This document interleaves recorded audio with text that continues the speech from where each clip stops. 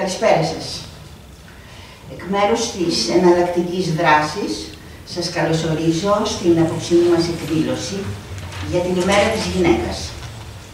Η εκδήλωσή μας αυτή αποτελεί το επιστέγασμα μιας σειράς από εκδηλώσεις με κινηματογραφικές προβολές και συζητήσεις γύρω από τα θέματα του γυναικείου κινήματος, την κατάσταση της γυναίκας, τη θέση της στις σύγχρονες κοινωνίες, με αναφορά σε ζητήματα κοινωνικής, πολιτικής και οικογενειακής καταπίεσης.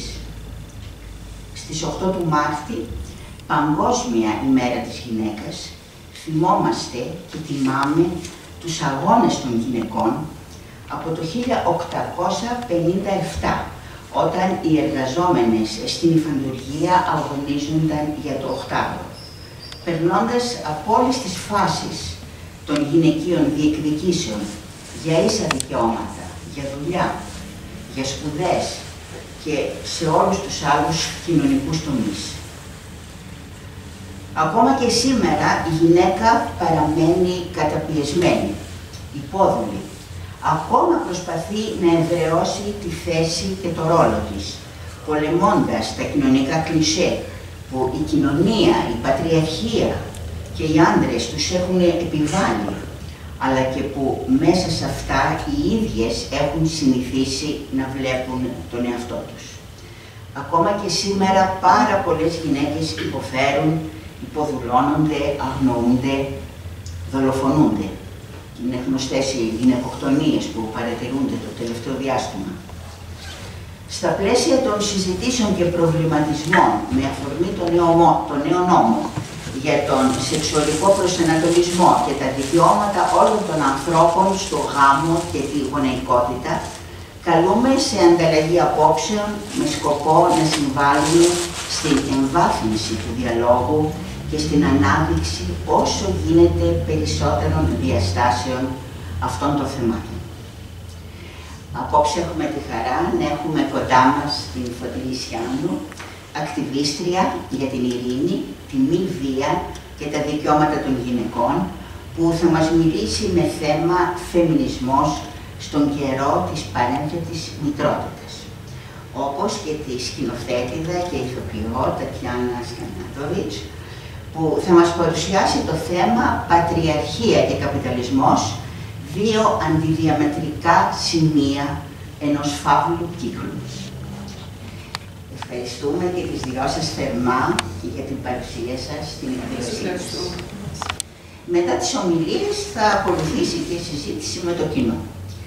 Αρχίζοντας, θα ήθελα να καλέσω στο βήμα τον πρόεδρο της εναλλακτικής δράσης, τον ιστορικό Μάκη Σταύρου, για ένα χαιρετισμό. Σας ευχαριστώ.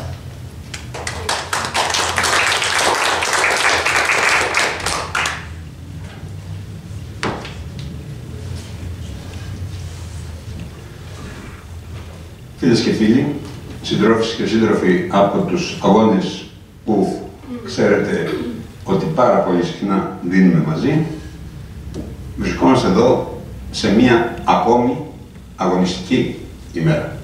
Αγωνιστική με όλη τη σημασία της λέξης. Σήμερα ψηφίστηκε ένα κατάπτυστο νομοσχέδιο. Ελπίζουμε να μείνει στα χαρτιά. Και παράλληλα είναι ο αγώνας για την γυναικεία απελευθέρωση.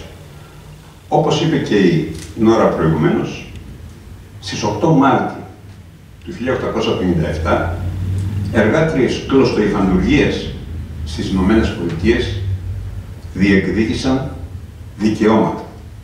Δικαίωμα ψήφου, εργασιακά δικαιώματα, κοινωνικά δικαιώματα.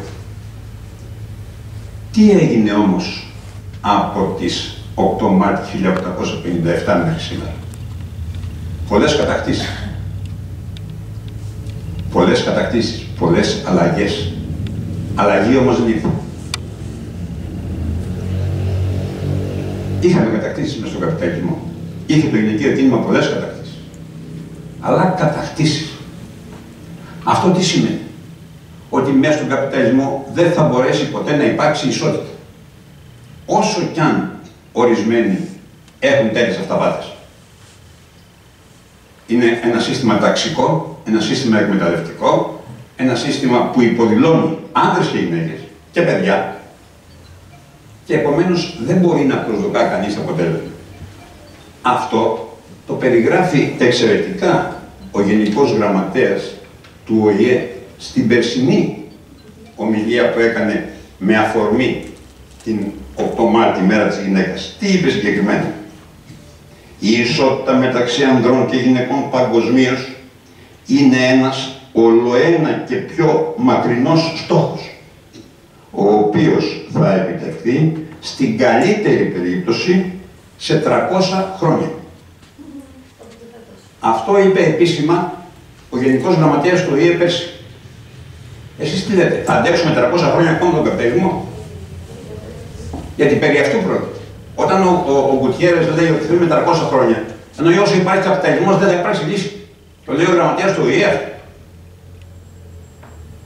Βέβαια, οι αγώνες δεν σταματάνε. Δόθηκαν αγώνες, δίνονται αγώνες, αγώνες για δικαιώματα πολλά. Σήμερα έχουμε αγώνα για το δικαίωμα στη μόρφωση. Έχει φτάσει ο καπιταλισμός σε μία περίοδο που τα πάντα τα μετατρέπει σε εμπορεύματα. Παιδεία, υγεία, νερό, φύση, περιβάλλον, ιστορικά μνημεία. Τα έχουμε πει πολλές φορές. Τα πάντα τα μετατρέπει σε εμπορεύματα και εμείς αγωνιζόμαστε για να τα υπερασπίσουμε. Αγωνιζόμαστε για να έχουμε δικαιώματα. Και έχουμε κατακτήσει και δικαιώματα χωρίς να αμφιβάλλει κανείς γι' αυτό. Όμως δεν μπορούμε να φτάσουμε στον επιθυμητό στόχο. Γι' αυτό εμείς στην εναλλακτική δράση έχουμε προσχωρήσει στο κίνημα της αυτοδιαχείρισης. Και να πω γιατί. Γιατί ακριβώς 20 χρόνια πριν, δηλαδή 10 Μάρτη του 2004, 1.800 εργάτες και εργάτριες στο εργοστάσιο πλώστο υφαντουργίας του Πιγουέ στην Πάμπα της Αργεντινής κατέλαβαν το εργοστάσιο και το εργοστάσιο γιορτάζει φέτος τα 20 χρόνια αυτοδιαχείρισης. Αυτός είναι ο άλλος δρόμος. Αυτός είναι ο άλλος δρόμος. Γιατί για 20 χρόνια εργάτες και εργάτριες στο Πιγουέ, εκεί κάναμε το 7ο συνέδριο του Παγκόσμιου Συνέδριου για την Αυτοδιαχείριση πρόπερση, εργάτες και εργάτες συζητούν σε συνελεύσεις. Αποφασίζουν οι ίδιοι το τι θα παράγουν, το πώς θα το παράγουν, το πού θα πάνε τα χρήματα που βγάζουν, το πού θα βρουν πότε ύλες.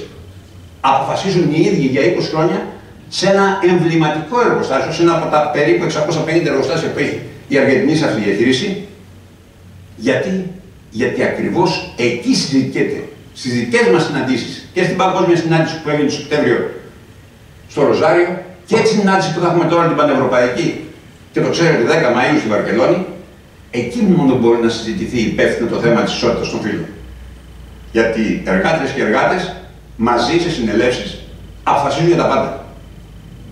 Αυτός είναι ο δρόμος για μας, για να πραγματικά χειραφετηθεί, όχι μόνο η γυναίκα, όλα τα φύλλα. Όλοι οι άνθρωποι, ανεξαρτήτως φύλου. Με αυτή την έννοια στηρίζουμε τους αγώνες. Στηρίξαμε την αγώνα, είμαστε προχθές στους δρόμους στις 28 Φλεβάρι μαζί. Ήμασταν στους άλλους αγώνες για το περιβάλλον, για τα ιστορικά μνημεία. Στηρίζουμε τους αγώνες για την παιδεία. Στηρίζουμε τους αγώνες, θα τα ξέρουμε, δεν έχουμε αυταπάτες. Μέσα στον καπιταλισμό δύση δεν θα υπάρχει.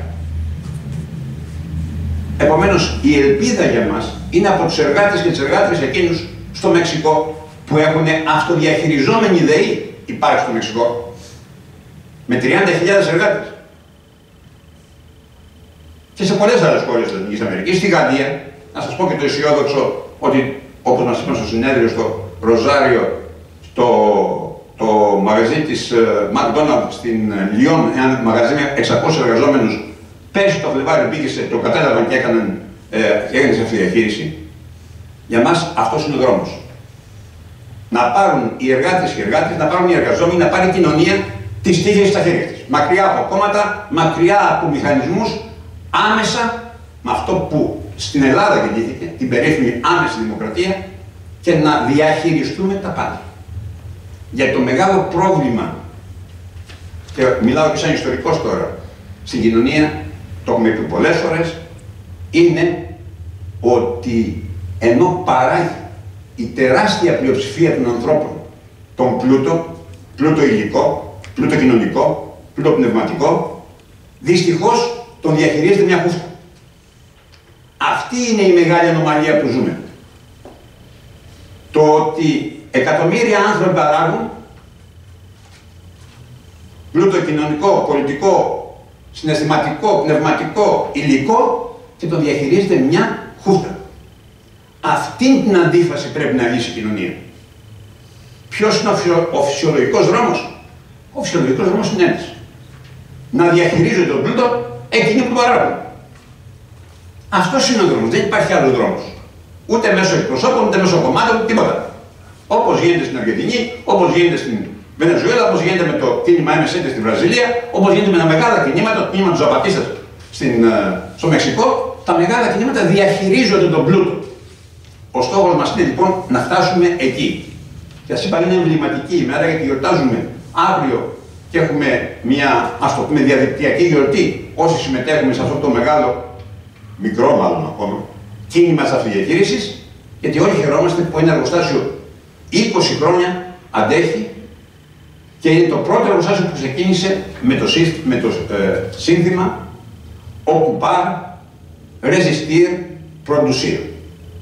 Καταλαμβάνουμε, αντιστεκόμαστε, παράγουμε. Αυτό είναι. Και η απάντηση στις κυβερνήσεις, όλες που τους έλεγαν, τους κατηγορούν, τους έναν στρατό, τους έναν δικαστήρια, τους έναν αστυνομίες, από τους εργάτες και τις εργάτριες ήταν μία. Δεν μπορείτε εσείς, μπορούμε εμείς. Με αυτή την έννοια είμαστε σίγουροι ότι μπορούμε. Είναι αισιόδοξο το μήνυμα που έρχεται από παντού. Θα μεταφέρουμε στη Βαρκελόνη όλοι μας, θα κάνουμε και εκδηλώσεις εδώ, θα τις ανακοινώσουμε εν ώψη της Βαρκελόνης της Πανευρωπαϊκής Συνάντησης που θα γίνει για την αυτοδιαχείριση, αλλά το μήνυμα είναι αυτό για μας, το μέλλον. Όμως προς το παρόν θα διεκδικούμε μαζί με τις γυναίκες, μαζί με την κοινότητα ΛΟΑΤΚΙ, μαζί με τους φοιτητές, μαζί με τους εργαζόμενους, θα διεκδικούμε δικαιώματα. Δεν σταματάμε. Όμως δεν έχουμε αυταπάτες. Όσο θα υπάρχει καπιταλισμός, δεν πρόκειται να βρούμε λύση. Ευχαριστώ πολύ.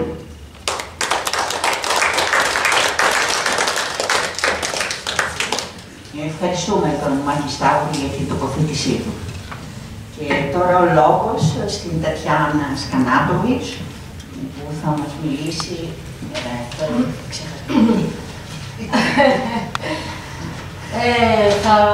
Θα σας πω ό,τι μπορώ.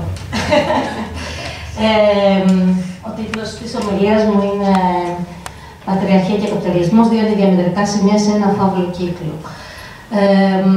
Βαρύγδουπος ακούγεται ίσως, πολύ έτσι, εξεζητημένος ίσως. Θα προσπαθήσω έτσι, έστω και ακροθυγώς, γιατί είναι ένα τεράστιο θέμα για να το εξαντλήσουμε σε 10 λεπτά, 15. Να μιλήσω για ορισμένες συνιστώσεις του, ας πούμε. Δεν ξέρω πραγματικά πώς βρέθηκα εγώ σήμερα εδώ. Ηθοποιός καλλιτέχνης είμαι. Δεν έχω συνηθίσει σε τέτοιες ομιλίες και παρουσιάσεις. Για την ακρίβεια είναι η πρώτη μου. Έχω ένα φεμινιστικό έργο ανέβασα και βρέθηκα εδώ τώρα να μιλάω σε εσάς. Του Ντάριο Φω και της Φράνκα Ράμ, το Όλο σπίτι, κρεβάτι και εκκλησία, γραμμένο το 70 και δυστυχώς πάρα πολύ επικαιρό. Σαν να μην πέρασε μια μέρα από τότε. Τότε που μπορώ να πω ότι οι διεκδικήσεις του φεμινιστικού κινήματος παίζει να ήταν πιο ριζοσπαστικές από ό,τι είναι σήμερα. Σαν να έχουμε πάει πίσω αντί για μπρος, νιώθω εγώ, ερχόμενοι σε επαφή δηλαδή με αυτό το έργο και παίζοντάς το, νιώθω σαν σήμερα είμαστε λίγο πιο πίσω από τότε. Τέλος πάντων, για να το πάρουμε έτσι πιο από την αρχή το θέμα, αρχή βέβαια, ποια μπορεί να είναι η αρχή. Αλλά θεωρώ ότι απλά πρέπει να πάμε αρκετά πίσω για να κατανοήσουμε αυτό που συμβαίνει σήμερα και να μπορέσουμε να αναστοχαστούμε το παρόν, έτσι ώστε να οραματιστούμε ένα καλύτερο μέλλον. Οπότε, παρατηρώντας τους κοινωνικούς μετασχηματισμούς από την προϊστορία μέχρι σήμερα, μπορούμε να διακρίνουμε δύο πολύ σημαντικούς παράγοντες που τους καθορίζουν. Και αυτή είναι η υλική και η πνευματική σχέση των ανθρώπινων κοινωνιών με τη φύση. Η υλική σχέση καθορίζεται και καθορίζει τη σχέση παραγωγής και κοινωνικής αναπαραγωγής. και η πνευματική την ηθική συγκρότηση του υποκειμένου που τις νοηματοδοτεί και τις ανατροφοδοτεί και ανατροφοδοτείται από αυτές.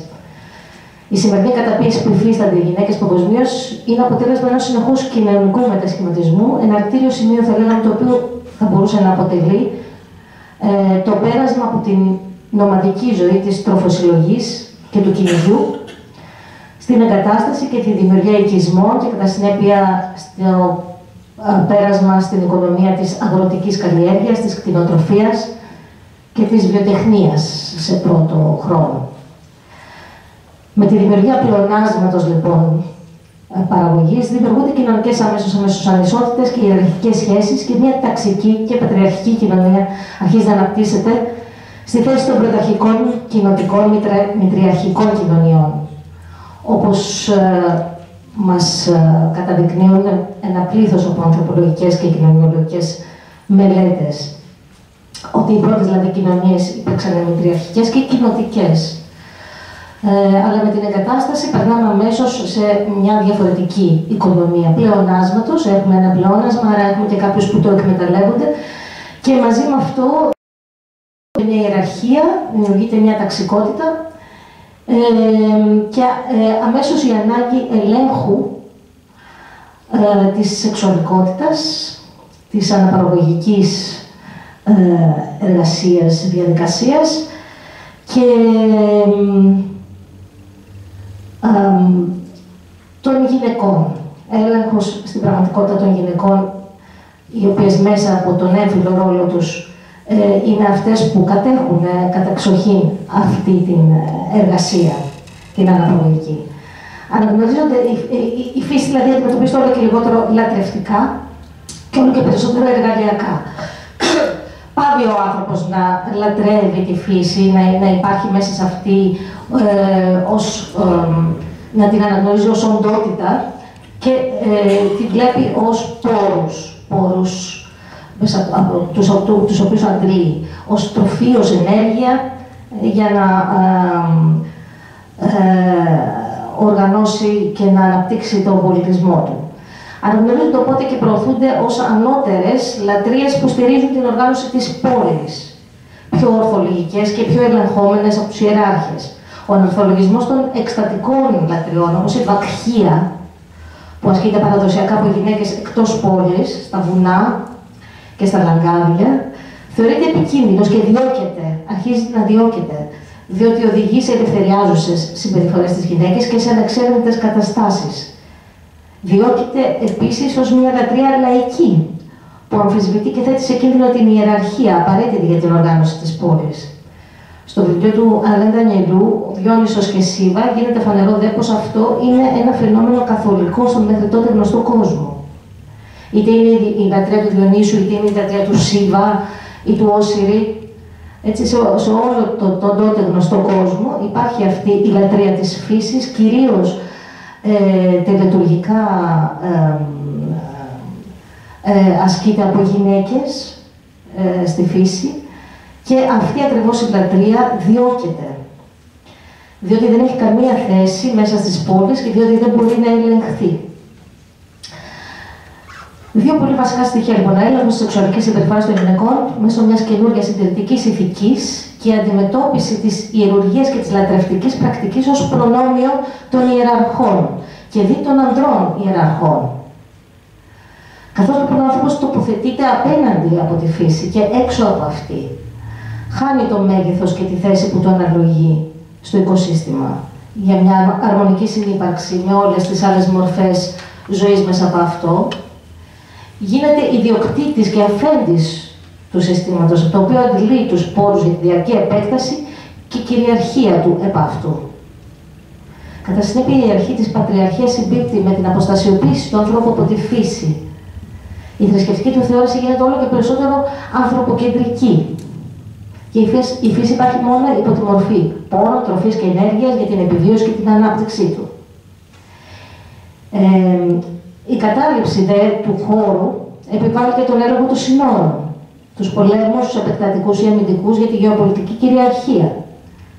Η θρησκευτική αυτή θεώρηση, η ανθρωποκεντρική, αποκορυφώνεται με τις μονοθεϊστικές πατριαρχικές θρησκείες και ειδικά με τον χριστιανισμό, που γίνεται η πιο διαδεδομένη θρησκεία του δυτικού κόσμου. Και όχι τυχαία. Διότι ήταν η μόνη θρησκεία που μπορούσε να επιβάλλει την ανδροκρατική και υπερελιστική οργάνωση του κόσμου και να οδηγήσει με μαθηματική ακρίβεια στην καπιταλιστική κοινωνία που γνωρίζουμε σήμερα.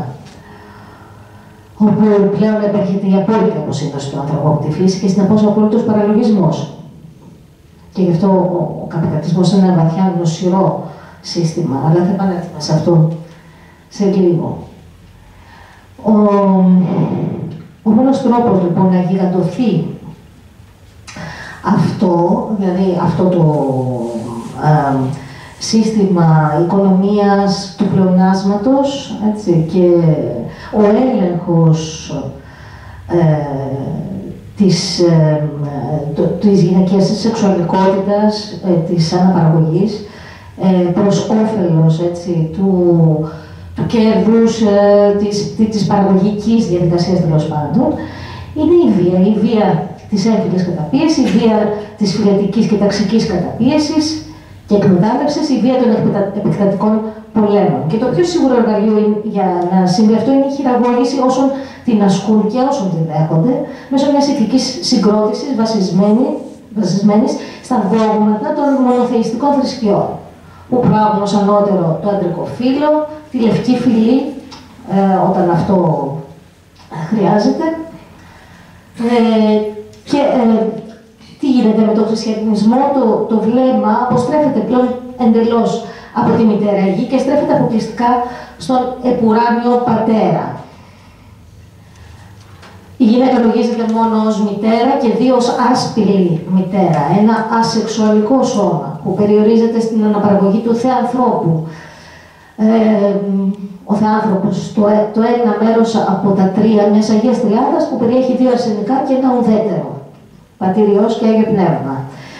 Δεν περιέχει σε καμία περίπτωση τη γυναίκα, η γυναίκα δεν αναγνωρίζει τον εαυτό της ως θεϊκό ή ιερό, παρά μόνο ως Παναγία, μητέρα του Χριστού. Στον αντίποτα, η ελεύθερη σεξουαλική γυναίκα θεωρείται βαθιά ανήθικη, αμαρτωλή και μόνο η μετάνοια τη σώζει. Η επιθυμία, η σεξουαλική ευχαρίστηση δαιμονοποιούνται, λογίζονται ως αμαρτήματα, η παρθενία, η αγαμία, ο σκητισμός και η αυτοθυσία ως οι απόλυτες αρετές. Η καινούργια πνευματικότητα, έτσι, που εγκαθιδρύουν οι μονοθεϊστικές θρησκείες, αποστρέφεται τη ζωή αντί να τη δοξάζει και να τη λατρεύει. Και τη θεωρεί χρεωμένη να τη γενέσει με το προπατορικό αμάρτημα. Το γυναικείο σώμα καίγεται, βασανίζεται ως δαιμονικό. Οι γυναικείες πρακτικές της λατρείας της φύσης, της άγκλησης από αυτή τη θεραπείας για την προστασία και τη διατήρηση της ζωής, καταγγέλλονται ως δαιμονικές και οι γυναίκες που τις τελούν διώκονται ως μάγισσες. Η γυναικεία σεξουαλικότητα πρέπει να δαμαστεί, να ελεγχθεί, να υποταχθεί με κάθε τρόπο. Η μεταφυσική δε διάσταση που δίνεται στα εγκλήματα των μαγισσών επιτρέπει την απίστευτη και αδιανόητη σε οποιαδήποτε άλλη περίπτωση αγριότητα της τιμωρίας τους. Όπως μας τονίζει η Σίλβια Φεντερίτσι στην πολύ διαφωτιστική μελέτη της «Το κυνήγι των μαγισσών χθες και σήμερα», στην οποία καταδεικνύει πολύ εύστοχα πως το κυνήγι αυτών των μαγισσών συνδέεται άμεσα με την υφαρπαγή της γης και της περιουσίας τους από μεγαλογεωκτήμονες, αλλά και με την ιδιωτικοποίηση της γης μέσω της βίαιης περιφραξής της και τη διάλυση παλαιότερων καθεστώτων κοινοκτημοσύνης. Και στις δύο περιπτώσεις, οι πραγματικά άγριες τιμωρίες των μαγισσών διασφάλιζαν την τρομοκράτηση της κοινωνίας, την αποθάρρυνση κάθε αντίστασης και βέβαια την υπακοή των γυναικών και την περαιτέρω συμμορφωσή τους στην αναπτυσσόμενη πλέον καπιταλιστική κοινωνία. Αγνές, υπάκουες, υποταγμένες, παραιτημένες υπήκοοι του κόσμου των αντρών να δέχονται ως φυσικό τον περιορισμό τους, όπως γράφει η Φεντερίτσι, στη σφαίρα των δραστηριοτήτων που ο καπιταλισμός περιφρονεί και υποτιμά. Σε αυτές τις δραστηριότητες ταυτόχρονα της κοινωνικής αναπαραγωγής, στις οποίες στηρίζεται απόλυτα.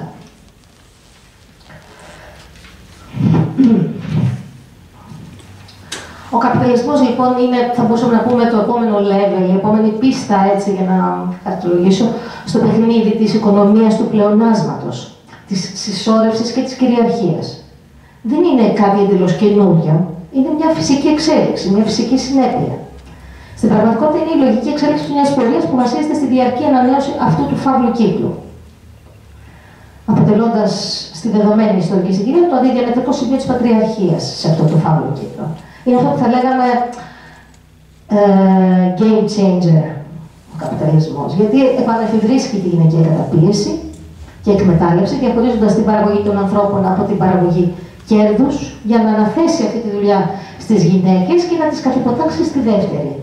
Δηλαδή, αναθέτει την παραγωγή των ανθρώπων στις γυναίκες, την κοινωνική αναπαραγωγή, όχι μόνο δηλαδή την αναπαραγωγή, την παραγωγή των ανθρώπων, αλλά και το μεγάλωμά τους, την ανατροφή τους, την υγεία, την παιδεία δηλαδή. Απλήρωτη εργασία, έτσι, που δείχνει πόσο υποτιμά, εφόσον το χρήμα είναι το παν στον καπιταλισμό, η απλήρωτη εργασία σημαίνει ότι υποτιμάται αυτή η εργασία, πάνω στην οποία όμως βασίζεται όλο το οικοδόμημα, έτσι ώστε να παράγει εργάτες.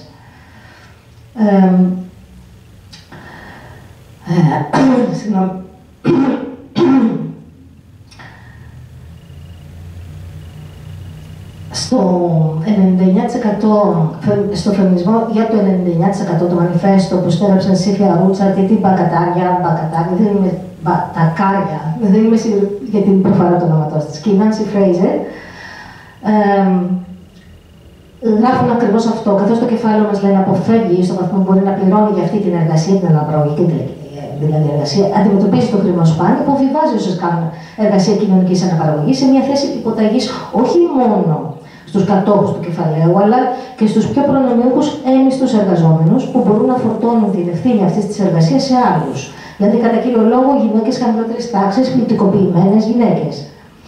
Διότι η οργάνωση της κοινωνικής αναπαραγωγής στο καπιταλιστικό σύστημα βασίζεται στους έμφυλους ρόλους και εδραιώνει την έμφυλη, ταυτόχρονα και την ταξική και φιλετική καταπίεση.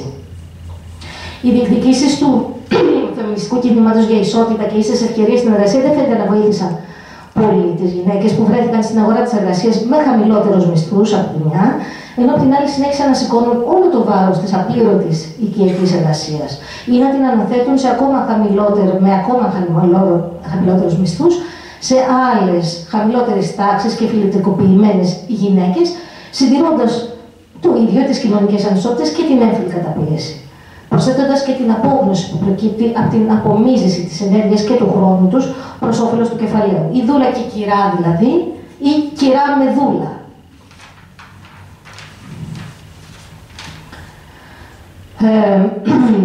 Τώρα, η διαφορά με τον καπιταλισμό των τελευταίων δεκαετιών, δηλαδή η χρηματιστικοποιημένη μορφή του, που κυριαρχεί τα τελευταία 40 χρόνια σε όλη την εφήλιο, μοιάζει να είναι the end of game, για να συνεχίσω την προηγούμενη, ας πούμε, έτσι, τα προηγούμενα αστεία σε σχέση με το λεξιλόγιο του παιχνιδιού. Διότι φαίνεται να έρχεται αυτό το είδος καπιταλισμού να καλύψει όποιες τρύπες και κενά μπορούσαν ακόμα να είναι, ας πούμε, οι κερκόπορτες του, και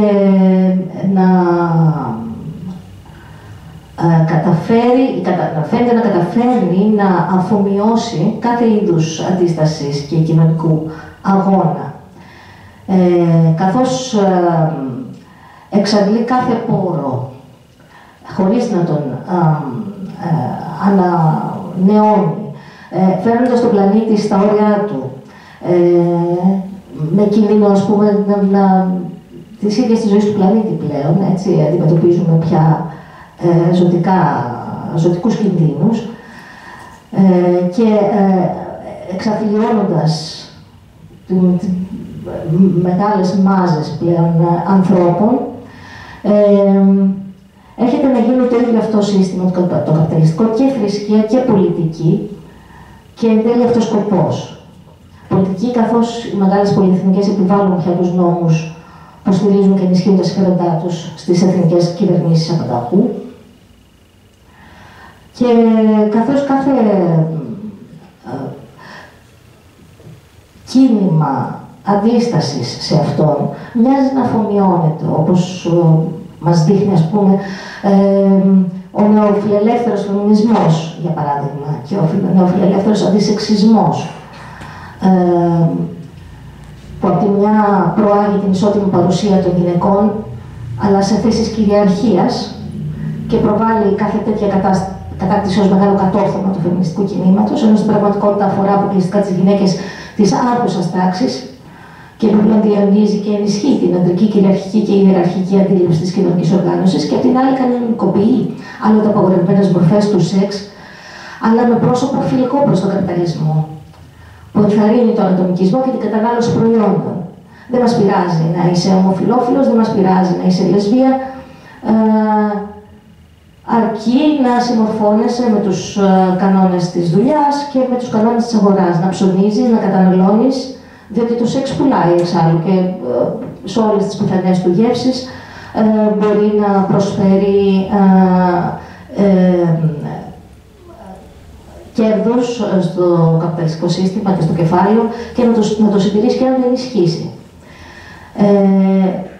Καθώς η χρηματιστικοποίηση και η παγκοσμιοποίηση του καπιταλιστικού συστήματος το αποοικογενειοποιεί όλο και περισσότερο, γίνονται αποδεκτές λιγότερο ετεροκανονικές μορφές σχέσεων, πάντα όμως σε συμμόρφωση, όπως είπαμε, με τις κανόνες της εργασίας και της κατανάλωσης. Από την άλλη, ο σεξουαλικός φιλελευθερισμός βρίσκεται σε πλήρη συμμόρφωση με την κρατική επιβολή της μονογαμικής οικογένειας και του ρόλου της στην κοινωνική αναπαραγωγή. Αυτό δεν έχει αλλάξει. Άρα μπορείς να είσαι ομοφυλόφιλος, μπορείς να είσαι λεσβία, μες στο πλαίσιο και πάλι μιας οικογενειακής μονογαμίας. Και πάλι τα γυναικεία σώματα των χαμηλών τάξεων γυναικών και φιλετικοποιημένων γυναικών είναι αυτά που γίνονται εκμεταλλεύσιμα από αυτά, τα ζευγάρια θα μας τα πει η Φωτεινή γιατί παρέτητη μητέρα, ως φθηνή εργασία. Βρίσκουν έναν τρόπο να υπάρξουν σε έναν σκληρά, άγρια καπιταλιστικό κόσμο, προσφέροντας τα κορμιά τους ως φθηνή αναπαραγωγική εργασία. Με λίγα λόγια, ο φιλελεύθερος αντισεξισμός και ο φιλελεύθερος φεμινισμός δεν αμφισβητεί τις δομικές συνθήκες που τροφοδοτούν την ομοφοβία και την τρανσφοβία. Δεν προσθέτει τίποτα στη γυναικεία απελευθέρωση. Ταυτόχρονα η άλογη καπιταλιστική ανάπτυξη παράγει αντιδραστικές απαντήσεις σεξουαλικού αυταρχισμού και φονταμεταλλιστικών θρησκευτικών εκφάσεων, που μοιάζουν οπισθοδρομικές, αλλά είναι τόσο νεωτερικές όσο αυτό στο οποίο αντιτίθενται. Είναι δύο τάσεις αλληλοτροφοδοτούμενες, ο προοδευτικός νεοφιλελευθερισμός και ο αντιδραστικός λαϊκισμός. Είναι οι δύο όψεις του ίδιου νομίσματος, οι δύο εκφάνσεις της πατριαρχίας και του καπιταλισμού. Και πάλι τα δύο αντιδιαμετρικά σημεία του ίδιου φαύλου κύκλου, από τον οποίο καλούμαστε να βγούμε. Και το φεμινιστικό κίνημα καλείται για να βγει, νομίζω, από αυτό το φαύλο κύκλο, να ενωθεί με τα κινήματα, τα ριζοσπαστικά κινήματα που είναι ενάντια στην έμφυλη αλλά και στη φιλετική και στην ταξική καταπίεση. Είναι όμως το φεμινιστικό κίνημα κομβικό, διότι ο καπιταλισμός πάει αγκαλιά με την πατριαρχία και βασίζεται στον έλεγχο του γυναικείου σώματος, η βία επ' αυτού, γιατί διαφορετικά δεν μπορεί να το ελέγξει. Έτσι, για να κλείσω λίγο, γιατί νομίζω ότι πλατείασα πάρα πολύ και θέλω λίγο κάπως να το μαζέψω, μπορούμε να παρατηρήσουμε λοιπόν ακόμα από τον διωγμό των θειασών των Βακχών στα αρχαία των χρόνια, ως το κυνήγι των μαγισσών στο Μεσαίωνα, αλλά και το σύγχρονο κυνήγι των μαγισσών στην Αφρική, για το οποίο μιλάει επίσης η Φεντερίτσι. Θα κάνω μια μικρή παρένθεση. Υπάρχει ακόμα κυνήγι μαγισσών, σύγχρονο τώρα κυνήγι μαγισσών, για το οποίο δεν γίνεται λόγος, από φόβο ίσως να μην κατηγορηθούν αυτοί που θα το αναδείξουν, μάλλον από φόβο αυτών που δεν το αναδεικνύουν, να μην κατηγορηθούν οι κοινωνίες αυτές οι αφρικάνικες ως οπισθοδρομικές. Όμως στην πραγματικότητα βλέπουμε πάλι το ίδιο σύμπτωμα, δηλαδή τις ίδιες τακτικές μέσα από το κυνήγι, ας πούμε, αυτών των μαγισσών, των σύγχρονων μαγισσών, τακτικές υφαρπαγής γης και πάλι, ιδιωτικοποίησης κοινοτικών γεών, που ακόμα υπάρχουν ως παραδείγματα στην αφρικάνικη κοινωνία. Δεν τέλειωσε έτσι εύκολα αυτό εκεί. Υπάρχει ακόμα μέχρι σήμερα. Και αυτός είναι ένας τρόπος, το κυνήγι, και η βία εναντίον των γυναικών αυτών, που ακόμα συντηρούν τέτοια μοντέλα, να περάσει στα χέρια, ας πούμε, η γη αυτή να ιδιωτικοποιηθεί και να γίνει εκμεταλλεύσιμη προς όφελος, εννοείται βέβαια, του κεφαλαίου και της ανάπτυξης. Και άλλη μια φορά, δηλαδή, παρατηρούμε την ίδια ακριβώς πρακτική, η οποία πάντα βασίζεται στη βία και μάλιστα τη στοχευμένη βία εναντίον των γυναικών. Αυτό μπορούμε να πούμε ότι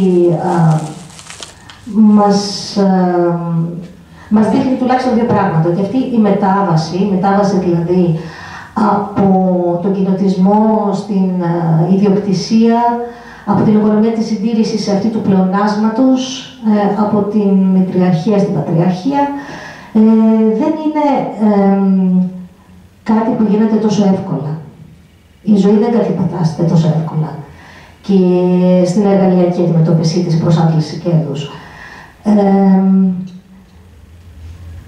Πράγμα που μας δίνει τη σιγουριά ότι, και όχι απλώς την ελπίδα, αλλά τη σιγουριά ότι παρόλη την καθολικότητα και την παγκοσμιότητα της νοσηρής καπιταλιστικής οργάνωσης στην πλανήτη τη δεδομένη στιγμή, ένας άλλος κόσμος είναι εφικτός. Αρκεί να τον οραματιστούμε, παρατηρώντας και μαθαίνοντας από το παρελθόν, αλλά και αναστοχαζόμενες το παρόν. Το φεμινιστικό κίνημα δεν μπορεί να αγνοεί τους αγώνες για ταξική ισότητα, φυλετική ισότητα και για την οικολογία. Πρέπει να ενωθεί μαζί τους και να πρωτοστατήσει.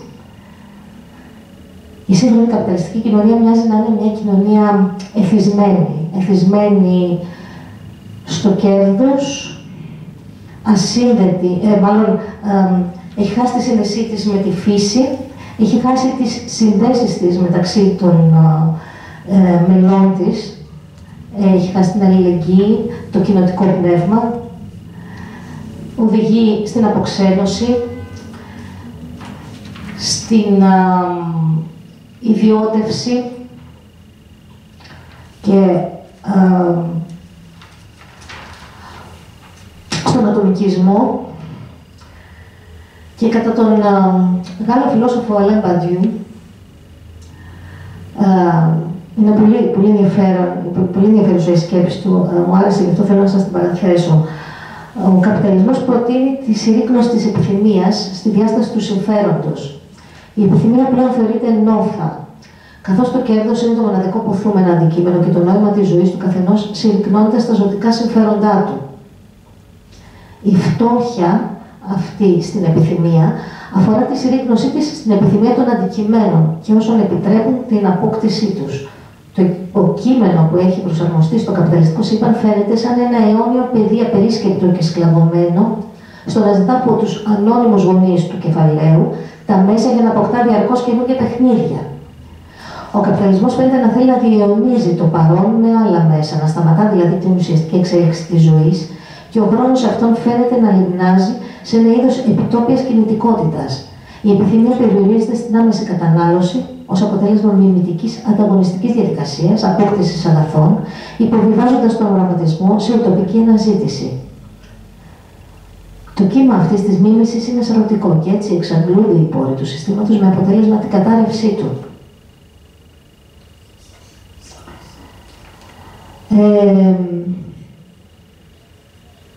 Αυτό σημαίνει ίσως ότι ο καπιταλισμός ενέχει το σπέρμα της καταστροφής του. Μακάρι. Αυτό που είναι σίγουρο είναι ότι δεν θα το αφήσουμε να καταστραφεί μόνο του, μόνος του, θα πρέπει να βάλουμε ένα χεράκι. Και για να βάλουμε αυτό το χεράκι, θεωρώ ότι πρέπει να αρχίσουμε να σκεφτόμαστε λίγο μια άλλη πνευματικότητα. Μια άλλη πνευματικότητα η οποία χρειάζεται να αναπτυχθεί. Δεν θέλω να ερεθίσω τους άθεους, τους αγνωστικιστές που μπορεί να είναι σε αυτή την αίθουσα, αλλά θέλω ότι μια πνευματικότητα είναι απαραίτητη. Η πνευματική σύνδεση δηλαδή του ανθρώπου με τη φύση, αυτή ακριβώς που έχει χαθεί. Νομίζω ότι χρειάζεται να αναπτυχθεί και να αντικαταστήσει την ανθρωποκεντρική αντίληψη του κόσμου, την ανθρωκρατική, πατριαρχική αντίληψη και οργάνωση της κοινωνίας.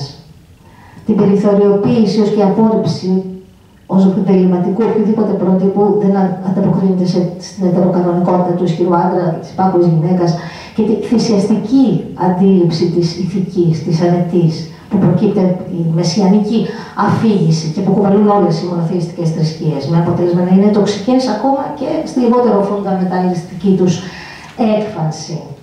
Στην πραγματικότητα, θεωρώ ότι χρειάζεται να αποκαταστηθεί ο αρχαίος πνευματικός δεσμός του ανθρώπου με τη φύση, να επανέλθει η λατρεία της θηλυκής ιερής μορφής, ναι, γιατί όχι, δεν φοβάμαι να το πω, που θα τοποθετήσει ξανά τον άνθρωπο στο μέγεθος και τη θέση που του αναλογεί στο σύμπαν και θα τον ξαναγεμίσει θαυμασμό και σεβασμό για τη ζωή, την οποία τώρα θυσιάζει στο κέρδος.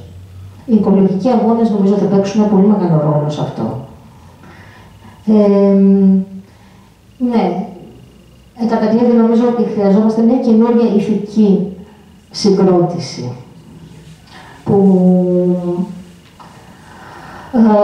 μπορεί να γίνει εφικτή μέσα από μια καινούργια τελείως παιδεία, μέσα από την αυτοοργάνωση. Γιατί πραγματικά μόνο μέσα από την αυτοοργάνωση μπορεί να γίνει αυτό. Δεν μπορούμε μέσα από ένα κράτος καπιταλιστικό να διεκδικήσουμε αυτά τα πράγματα. Δεν γίνεται. Μόνο να δημιουργήσουμε παραδείγματα ως φυσαλίδες μέσα σε αυτό τον καπιταλιστικό κόσμο, τα οποία θα ελπίσουμε να, όπως η κοινότητα των Ζαπατίστας, ας πούμε, θα ελπίσουμε να οδηγήσουμε και άλλους ανθρώπους προς αυτή την κατεύθυνση και να βοηθήσουν στην κατάρρευση του καπιταλιστικού συστήματος, μέσα από το οποίο, όπως είπε και ο σύντροφος Σταύρος, δεν υπάρχει ποτέ περίπτωση να βρούμε δικαίωση. Ούτε οι γυναίκες, ούτε ο άνθρωπος γενικότερα. Διότι αυτή η κατάσταση δεν είναι αυτό που ζούμε σήμερα δεν είναι ούτε για τους άνδρες, θεωρώ, καλό. Διότι ο άνθρωπος χρειάζεται αγάπη και όταν παίρνει πίσω απλά υπακοή και υποταγή, μπορεί να τον βολεύει, αλλά σίγουρα δεν τον κάνει ευτυχισμένο. Άρα η αρμονική συνύπαρξη και η αλληλοσυμπλήρωση των δύο φύλων, αν θεωρήσουμε δύο φύλλα, το λέω μόνο με την έννοια των ποιοτήτων, αρσενικών και θηλυκών ποιοτήτων, διότι αυτές υπάρχουν, δεν μπορούμε να τις παραγνωρίσουμε ότι υπάρχουν, είτε είναι βιολογικά αναγνωρίσιμες, είτε είναι ιδιοσυγκρασιακά αναγνωρίσιμες στους ανθρώπους, είτε επιτελεστικά, συμπεριφορικά, υπάρχουν ποιότητες. Αυτές οι δύο ποιότητες θα πρέπει κάπως να έρθουν σε μια αρμονία, σε μια συνύπαρξη, σε μια ισορροπία. Αυτή τη στιγμή νομίζω ότι είμαστε σε μια πλήρη ανισορροπία και υπεροχή συντριπτική του ενός κατά του άλλου. Αυτά. Ευχαριστώ και συγγνώμη για τη μακρηγορία. Να ευχαριστήσουμε την Τατιάνα για τη φιλοσοφημένη, μεστή και ταξική της προσέγγιση. Και αν και μας είπε ότι πρόκειται για την παρθενική της ομιλία, θα ήθελα να πω ότι υπήρξε πραγματικά εξαιρετική. Συγχαρητήρια.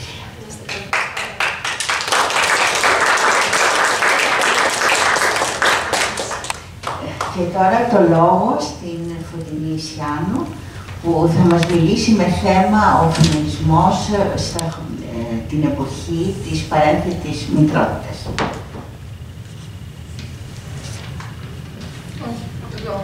Καλησπέρα σε όλους και σε όλες. Ευχαριστώ πάρα πολύ για την τιμητική πρόσκληση. Θεωρώ ότι η φιλοσοφική παρουσίαση της Τατιάνας έφτανε επαρκώς από μόνη της για να ξεκινήσει μια πάρα πολύ σοβαρή συζήτηση, γιατί είναι σε ένα επίπεδο και σε ένα πεδίο πάρα πολύ ψηλό και εγώ τώρα έρχομαι εδώ εντελώς προσγειωμένη στα τεκτενόμενα. Οπότε θα προσπαθήσω να είμαι όσο πιο σύντομη μπορώ. Ήταν πραγματικά εξαιρετική.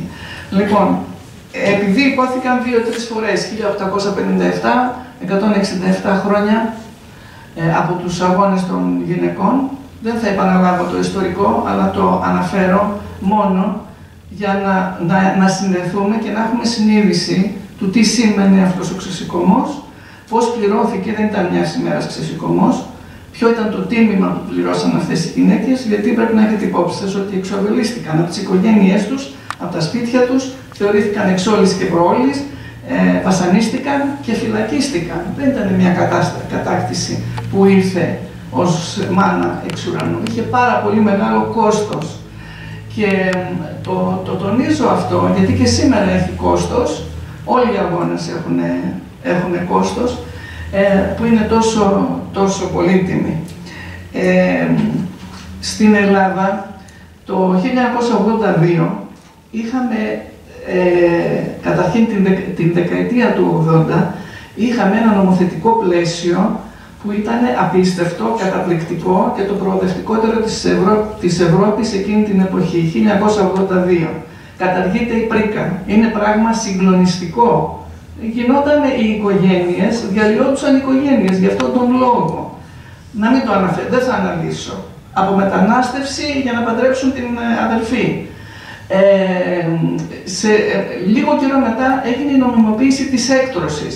Λίγο καιρό μετά καταργήθηκε αυτό το έσχος, η βολή κατά της αξιοπρέπειας των ανθρώπων της μοιχείας. Θυμόσαστε τα σεντόνια, τα αστυνομικά τμήματα και όλα αυτά. Έχουμε λοιπόν πάρα πολύ σημαντικές κατακτήσεις στην δεκαετία του 80 και έχουμε ένα κίνημα, φεμινιστικό κίνημα πάρα πολύ ισχυρό.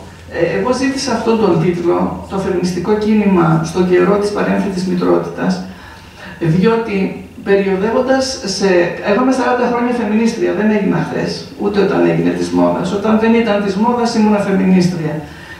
Γυρνώντας και μιλώντας στα σχολεία, λέγαν τα κορίτσια στα γυμνάσια και στα λύκεια τι χρειάζεται ο φεμινισμός. Δεν χρειάζεται πια ο φεμινισμός. Και αυτό που θέλω να τονίσω είναι ότι χρειάζεται, ότι είναι απολύτως απαραίτητος, γιατί μία μέρα έχεις μία κατάκτηση και αν δεν είσαι εκεί να υπαρτυπνάς, να αγωνίζεσαι, την άλλη μέρα έχει εξαφανιστεί η κατάκτηση. Ο φεμινισμός έχει την ανάγκη και την φροντίδα και την αγωνιστικότητα που έχει και η δημοκρατία. Αν δεν είσαι εκεί, έχει εκλείψει και δεν έχεις αντιληφθεί τι σου έχει γίνει. Οπότε είναι πολύ απαραίτητος ο φεμινισμός. Με την κυβέρνηση αυτή τώρα, με το καλημέρα σας, είχαμε σοβαρές οπισθοδρομήσεις. Σωστά το λέω, οπισθοδρομήσεις. Σοβαρές. Και να σας θυμίσω ότι το μήνυμα που είπατε του Γενικού Γραμματέα του ΟΗΕ, το περσινό, επαναλαμβάνει το ίδιο και φέτος. Μιλάει για 300 χρόνια για τον πλανήτη, για να επιτευχθεί η ισότητα των φύλων και ο Γενικός Γραμματέας του ΟΗΕ έχει κάνει κατ' επανάληψη εκκλήσεις και συστάσεις και προτείνει και σχέδια και πώς μπορεί να επιτευχθεί αυτό. Με το ξεκίνημα αυτής της κυβέρνησης είχαμε μία πάρα πολύ σοβαρή υποβάθμιση της Γενικής Γραμματείας Ισότητας των Φύλων. Θα μου πείτε τώρα τι μας νοιάζει αυτό. Μας νοιάζει γιατί από την 4η Παγκόσμια Διάσκεψη του ΟΗΕ για τις γυναίκες, που ονομαζόταν Ειρήνη, Γυναίκες, Ανάπτυξη κτλ. Η δομή, η κρατική δομή στον καπιταλισμό που θα υποστηρίξει αυτά τα πράγματα, και εγώ δεν υποτιμώ καθόλου στον καπιταλισμό, τις κατακτήσεις στον καπιταλισμό και είπα πριν ότι πρέπει να περιφρουρούμε, η κρατική δομή είναι απολύτως απαραίτητη. Καταφέραμε με 40 χρόνια αγώνες να φτιάξουμε μια κρατική δομή που αποτέλεσε πλατφόρμα επικοινωνίας του φεμινιστικού κινήματος με το κράτος, όσο μπορούσε να επικοινωνήσει και όσο μπορούσε να συνεννοηθεί και να διαφωνεί κτλ. Έφαγε τέτοια οπισθοδρόμηση με το καλημέρα σας με αυτό, που το έχει δέσει με την οικογένεια, με το δημογραφικό και με ό,τι άλλο μπορείτε να φανταστείτε. Δεύτερον, που θα ήθελα να γνωρίζετε, είναι ότι ο κύριος Τσιάρας ως Υπουργός Δικαιοσύνης συνέβαλε τα μέγιστα στην οπισθοδρόμηση των γυναικών. Αλλάξαμε το νομοθετικό πλαίσιο, εκείνο που σας είπα, το προοδευτικό του 1982 του οικογενειακού δικαίου. Αυτό που έχει γίνει είναι φασισμός στην πράξη με τον νόμο Τσιάρα. Η κοινωνία δεν έχει πάρει χαμπάρι, διότι μόνο όποιος είναι καμένος και καίγεται, και εγώ 40 χρόνια σας είπα φεμινίστρια, είμαι στους δρόμους. 40 χρόνια δρόμοι, δικαστήρια, εφετεία και Άριος Πάγος, και να τρέχουμε να σώζουμε γυναίκες, διότι υπάρχουν νόμοι που οδηγούν σε γυναικοκτονία. Που οδηγούν, αν τους ακολουθήσεις, οδηγούν σε γυναικοκτονία. Και όταν σας το λέω, εγώ δεν θα ξεχάσω ποτέ την Άννα από το χωριό Λεκάνη στην Καβάλα, τη θυμόσαστε? Έκανε όλα σύμφωνα με τον νόμο, που φωνάζαμε και δεν μας έχει δεχθεί ούτε ένας υπουργός. Ούτε τώρα, 2 χρόνια μετά την εφαρμογή του νόμου, έχουμε καταγράψει τι έχει συμβεί με την εφαρμογή αυτού του νόμου. Γιατί εμείς μιλάγαμε για συνενετική συνεπιμέλεια. Οι άνθρωποι που χωρίζουν και έχουν ένα επίπεδο επικοινωνίας και πολιτισμού μεταξύ τους, δεν χρειάζονται τον νόμο, συνεννοούνται μια χαρά. Πώς θα μεγαλώσουν τα παιδιά τους κτλ. Εκεί όπου υπάρχει βία ενδοοικογενειακή και άλλα εγκλήματα φοβερά που τα ακούμε και λέμε, είναι δυνατόν αυτός τώρα να παραβιάζει το παιδί του κατά αυτόν τον τρόπο? Και όμως είναι δυνατόν. Εκεί χρειαζόμαστε νόμους. Έπιασε και έφτιαξε ένα πλαίσιο, το οποίο πλαίσιο υποχρεώνει το δικαστήριο, υποχρεώνει να είναι από κοινού η συνεπιμέλεια σε κάθε περίπτωση. Και να τελεσυνδικήσουν στα δικαστήρια, ξέρετε τι σημαίνει αυτό? Και αυτά δεν σας τα λέω θεωρητικά, σας τα λέω από αυτά που ζούμε. Να τελεσυνδικήσει ο βιαστής του παιδιού του, να τελεσυνδικήσει στο δικαστήριο για να σταματήσει η επικοινωνία μαζί του, σημαίνει 10 χρόνια για να φτάσει Άγιο Πάγο, 5 χρόνια για να φτάσει στο εφετείο. Δηλαδή ένα παιδάκι 10 χρονών να έχει γίνει 15 στο εφετείο και 20 στον Άριο Πάγο. Αυτά ζούμε και γι' αυτό σας το αναφέρω, γιατί είναι μια τραγική ιστορία. Το 1918 ή το 1919, η ελληνική κυβέρνηση που ήταν τότε, κάτω από την πάλη του γυναικείου κινήματος, κύρωσε την Σύμβαση της Κωνσταντινούπολης. Η Σύμβαση της Κωνσταντινούπολης είναι το πιο ισχυρό νομοθετικό εργαλείο που έχουμε στα χέρια μας, που λέει πώς διαχειριζόμαστε την ενδοοικογενειακή βία και όλα αυτά. Είδατε ότι ο Ερντογκάν, ενώ είχε κυρώσει, έχει αφαιρεθεί από τη σύμβαση. Αφαίρεσε την Τουρκία από τη Σύμβαση της Κωνσταντινούπολης. Εμείς την κυρώσαμε. Η Σύμβαση της Κωνσταντινούπολης έχει μια εκπληκτική επιτροπή, την Επιτροπή Γκρέβιο, που ελέγχει την εφαρμογή της σύμβασης. Ήρθε η Επιτροπή εδώ τον Οκτώβριο, Γκρέβιο, και έκανε 72 πολύ αυστηρές συστάσεις στην ελληνική κυβέρνηση. 30 από αυτές ήταν κατεπίγουσες. Έρχεται τώρα ο κύριος Φλωρίδης, θέλω να σας πω, η επαγρύπνηση είναι ένα πράγμα που πρέπει να υπάρχει και πρέπει να ξέρουμε. Λέγαμε πιο μπροστά ότι στα κινήματα δεν ήμασταν ποτέ χιλιάδες και εκατομμύρια. Χιλιάδες και εκατομμύρια εμφανιζόντουσαν μετά τη νίκη. Αυτοί που τραβάγανε μπροστά ήταν ελάχιστοι άνθρωποι και πληρώνανε το τίμημα πάντα. Έρχεται ο κύριος Φλωρίδης λοιπόν, αλλάζει τον νόμο για την ενδοοικογενειακή βία. Τώρα, την προηγούμενη εβδομάδα, πέρασε από τη Βουλή. Δεν μας κάλεσε, χτυπάγαμε πόρτες, δεν μας κάλεσε σε διάλογο να δούμε τι συμβαίνει. Λοιπόν, και δεν πήρε υπόψη του ούτε μία από τις πολύ επίγουσες συστάσεις της Επιτροπής Γκρέβιο. Και αυτά οδηγούν με μαθηματική ακρίβεια στο παρακάτω.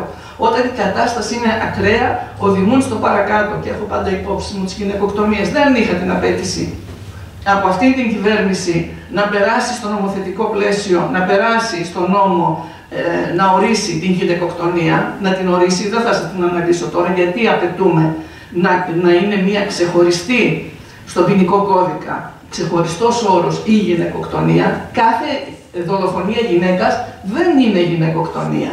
Εάν δολοφονηθεί μια γυναίκα σε μια ληστεία, σε μια επίθεση στο σπίτι της, στον δρόμο, δεν είναι γυναικοκτονία. Γυναικοκτονία είναι όταν δολοφονείται εξαιτίας του φίλου της. Όταν κάποιος έχει τον έλεγχο, την εξουσία και θεωρεί ότι είναι η ιδιοκτησία του. Δείτε τις τελευταίες. Δείτε τις τελευταίες. Τη Γεωργία, μέσα στο Γενάρη, την Ειρήνη, από τον καταβλισμό. Τότε είναι γυναικοκτονία, ότι εγώ είμαι ο ιδιοκτήτης, που δένεται απόλυτα, εγώ είμαι ο ιδιοκτήτης, έχω την εξουσία και εγώ έχω τον έλεγχο. Και φανταστείτε το τώρα αυτό μέσα σε ένα περιβάλλον οικογενειακό, με παιδάκια, που βγαίνει ο βουλευτής και λέει, λέω ώρες Παναγία μου, είμαστε στα καλά μας. Δηλαδή, τι ψηφίζουμε κιόλας. Και λέει, μπορεί να είναι βίαιος και μπορεί να σκοτώνει τη γυναίκα του και να τη στέλνει στο νοσοκομείο κάθε 3 και λίγο, αλλά να αγαπάει τα παιδιά του. Δηλαδή, αυτό το παιδάκι που βλέπει αυτές τις σκηνές δεν παθαίνει τίποτα. Δεν παθαίνει τίποτα απολύτως. Λοιπόν, είχαμε την κρίση του COVID. Στην κρίση του COVID ξαναβγήκε ο Γενικός Γραμματέας, δεν μπορεί, θα τα θυμόσαστε, γιατί είναι 3 χρόνια. Έγινε ένας χαμός μέσα στα σπίτια. Ενδοοικογενειακή βία. Ένας χαμός. Τώρα, δεν θέλω να το αναλύσω αυτό. Μέσα σε ένα σπίτι κλεισμένη. Μία γυναίκα, χωρίς την εργασία της, να διαβάζει τα παιδιά, να κάνει τη δασκάλα, να φροντίζει τους ηλικιωμένους, να φροντίζει τους εξαρτημένους, να έχει όλη τη φροντίδα του σπιτιού και να ζει όλο αυτό. Ο Γενικός Γραμματέας το ονόμασε η πανδημία μέσα στην πανδημία. Πανδημία μέσα στην πανδημία. Η ντροπή της ανθρωπότητας. Η ντροπή της ανθρωπότητας. Αυτό είχαμε την περίοδο του COVID που προσπαθούσαμε με 1000 τρόπους να αντιμετωπίσουμε. Το δεύτερο που συνέβη συγκλονιστικό και το σημειώνω, θεωρώ ότι χρωστάμε ευγνωμοσύνη στην Σοφία την Πεκατόρου. Και εγώ δεν έχω κανένα δισταγμό. Δεν με νοιάζει ούτε τι ψηφίζει, ούτε. Η γυναίκα βγήκε δημόσια, ενώ είχε λήξει η ιστορία, ενώ η ίδια είχε τη δύναμη να το παλέψει και είπε τι της συνέβη στον αθλητικό χώρο από αυτόν τον άνθρωπο που ήταν και αντιπρόεδρος της Ομοσπονδίας τους. Αυτό πυροδότησε ένα κίνημα Me Too, και εγώ. Συνέβη και σε μένα, συνέβη και σε μένα. Και συνέβη και σε μένα, αλλά κρατάμε τα στόματά μας κλειστά, γιατί ντρεπόμαστε, γιατί δεν θέλουν να φυγούν οι οικογένειες κτλ. Και έδωσε μια μεγάλη όθηση στο να βγουν εκατοντάδες αθλήτριες και να πούνε τι τραβάνε από τους προπονητές τους κτλ. Εγώ θεωρώ ότι τους χρωστάμε πραγματικά ευγνωμοσύνη και για τον ρόλο που παίζει αυτή τη στιγμή μέσα στο φεμινιστικό κίνημα, να στηρίζει γυναίκες να είναι στα δικαστήρια μαζί μας. Έχουμε λοιπόν μεγάλες κατακτήσεις, δηλαδή το δικαίωμα στην ψήφο, το διανοείστε. Ξέρετε τι περάσανε οι γυναίκες εκείνες για να κατακτήσουμε το δικαίωμα στην ψήφο. Τα λόγια που ακούσανε, δεν λέω για τις άλλες επιπτώσεις, είναι απερίγραπτα. Είναι απερίγραπτα. Θέλω να σας πω ότι πάρα πολλές γυναίκες περάσανε και σε ανώτατες σχολές και δεν γίνανε αποδεκτές από το τότε σύστημα. Μία που θυμάμαι πάντα και θα έχετε ακούσει το όνομά της με δέος, είναι η Αγγελική Παναγιωτάτου. Την έχετε ακούσει, Αγγελική Παναγιωτάτου. Η Αγγελική και η αδερφή της περάσανε στη ιατρική σχολή. Περάσανε ασύλληπτες στιγμές κατατρομοκράτησης. Η Αγγελική η αδερφή της έφυγε νωρίς. Η Αγγελική έγινε καθηγήτρια, παραιτήθηκε και έφυγε, γιατί δεν μπορούσε να κάνει μάθημα στο σχολείο. Τις φωνάζανε οι φοιτητές εξοργισμένοι της εποχής στην κουζίνα. Αυτό λεγόταν στην κουζίνα. Αυτή η γυναίκα έφυγε από την Ελλάδα, πήγε στο εξωτερικό και στην Αίγυπτο και στη Γαλλία, πραγματοποίησε ένα απίστευτο έργο, καταπληκτικό έργο και άνοιξε το δρόμο και για άλλες γυναίκες. Και έχουμε τέτοιες φυσιογνωμίες πάρα πολλές και στον καλλιτεχνικό χώρο. Πώς τη λέγανε την άλλη, δεν θυμάμαι, την ζωγράφο, τη ζωγράφο που ντύθηκε άντρας και πήγε. Πώς την είπατε? Αλταμούρα. Η Ελένη Αλταμούρα είναι το επίθετο του άντρα της, του Ιταλού, καταπληκτική. Λοιπόν, επιστρέφω τώρα στο τι γίνεται αυτή τη στιγμή. Με όλα τα μπρος, πίσω. Είμαστε σε μια πάρα πολύ επικίνδυνη φάση. Δηλαδή, τέτοια επίθεση, σε αυτό το μέγεθος, δεν ξέρω αν έχουμε ξαναδεχθεί από τον χρόνο τον προηγούμενο. Έχει γίνει ένα μεγάλο θέμα με την παρένθετη μητρότητα. Εγώ δεν είμαι ούτε γιατρός, ούτε δικηγόρος, ούτε τίποτα. Η παρένθετη μητρότητα είναι μία από τις μορφές της γιατρικώς υποστηριζόμενη αναπαραγωγή. Γιατρικώς υποστηριζόμενη αναπαραγωγή. Είναι μία. Η άλλη είναι εξωσωματική γονιμοποίηση και άλλα που δεν τα ξέρω. Τι σημαίνει παρένθετη μητρότητα? Σημαίνει ότι μία γυναίκα δέχεται να χρησιμοποιήσει να νοικιάσει τη μήτρα της σε ένα ζευγάρι, είτε γυναίκες είναι, είτε άντρες είναι, είτε ετεροφιλόφιλοι είναι, να νοικιάσει τη μήτρα της, να παράξει, να φτιάξει ένα παιδάκι εμπόρευμα. Η ίδια είναι μετά την αποκάλυψη του σκανδάλου στα Χανιά. Σας πληροφορώ ότι δεν είναι το σκάνδαλο στα Χανιά μόνο, κέντρα, είναι σε όλη την Ελλάδα τέτοια. Και για να αποκαλυφθεί αυτό εργάστηκαν δημοσιογράφοι 3 χρόνια, επίμονα, και δεν έγραφε καμία εφημερίδα, τίποτα απολύτως. Λοιπόν, έχετε δει ή έχετε διαβάσει το βιβλίο της Atworth, «Οι Θεραπενίδες», το έπαιξε και η τηλεόραση. Λοιπόν, είναι, και το διάβασα και το είδα, είναι η αναπαραγωγή αυτού του εφιάλτη της Atworth, οι Θεραπενίδες. Η διαφορά είναι για μένα ότι στις Θεραπενίδες είναι οι δούλες αυτές, που δεν ξέρω πώς κατέληξαν σε αυτό το φοβερό τοπίο δούλες, όπου ο σύζυγος μαζί με την σύζυγο συμμετέχουν σε μία διαδικασία, δεν την περιγράφω τώρα, την διαδικασία πατροπαράδοτη γονιμοποίησης της δούλας, που δεν έχει κανένα δικαίωμα στο παιδί, που της το παίρνουν το παιδί, καμία σχέση με το παιδί. Λοιπόν, είναι μία παρόμοια, μόνο που δεν γίνεται ο βιασμός κατά αυτόν τον τρόπο, γίνεται ο βιασμός με τις νέες τεχνολογίες. Και μας λένε ότι εσείς είσαστε εχθρικές απέναντι στην επιστήμη. Εγώ θέλω να σας πω ότι οι εχθρικές δεν υπήρξαν ποτέ απέναντι στην επιστήμη. Ίσα ίσα που απολαμβάνουμε με όλο τον πληθυσμό της γης και όσους έχουν τη δυνατότητα, γιατί δεν έχουν όλη τη δυνατότητα, απολαμβάνουμε αυτά της επιστήμης. Όμως δεν μπορεί η επιστήμη να παράγει και να κάνει άκρη και εμείς να τα αποδεχόμαστε άκρητα και να είμαστε μια κοινωνία της υποταγής. Να σας θυμίσω κάτι, την πυρηνική βόμβα να σας θυμίσω. Για ρωτήστε τον Oppenheimer που είναι και της μόδας τώρα. Για ρωτήστε πώς νιώθει.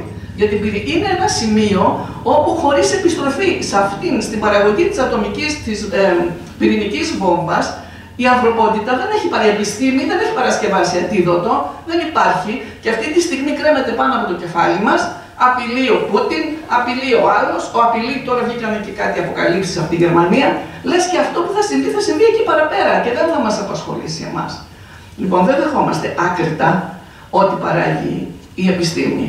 Λοιπόν, μας λένε ότι, καταρχήν να σας πω, είναι 13 χώρες στην Ευρώπη που είναι κατηγορηματικά αντίθετες στην παρένθετη μητρότητα. Δεν την επιτρέπουν. Ιταλία, Γερμανία, Ισπανία, Γαλλία. Καλά, οι Γαλλίδες είχαν και φοβερή κατάκτηση. Πέρασαν στο Σύνταγμα αυτές τις ημέρες. Πέρασαν στο Σύνταγμα συνταγματική κατοχύρωση της άμβλωσης, που είναι πάρα πολύ μεγάλη επιτυχία. 13 χώρες δεν τις θυμάμαι όλες, τις έχω γραμμένες αν σας ενδιαφέρει. Αυστρία, Σουηδία, Νορβηγία, Λιθουανία, Σλοβακία, Λετωνία, Ελβετία. Γιατί όλες αυτές οι χώρες είναι κατηγορηματικά αντίθετες στην παρένθετη μητρότητα και δεν τη λένε και μητρότητα. Εγώ τη λέω μητρότητα και επιμένω, γιατί όταν γεννάει είναι μάνα και γεννάει. Γιατί είναι αντίθετες? Γιατί υπάρχει ένα έγκλημα που συντελείται εδώ. Υπάρχει το έγκλημα ότι βρίσκεις, η ταξική διάσταση είναι απίστευτη. Βρίσκεις γυναίκες εξαθλιωμένες σε φοβερή ανάγκη, με ακραία φτώχεια, και τις λες, δηλαδή σε τι διαφέρει αυτή από το δούλο που η δουλεία απαγορεύεται. Απαγορεύεται να αγοράζεις και να πουλάς ανθρώπους. Σε τι διαφέρει από τον δούλο?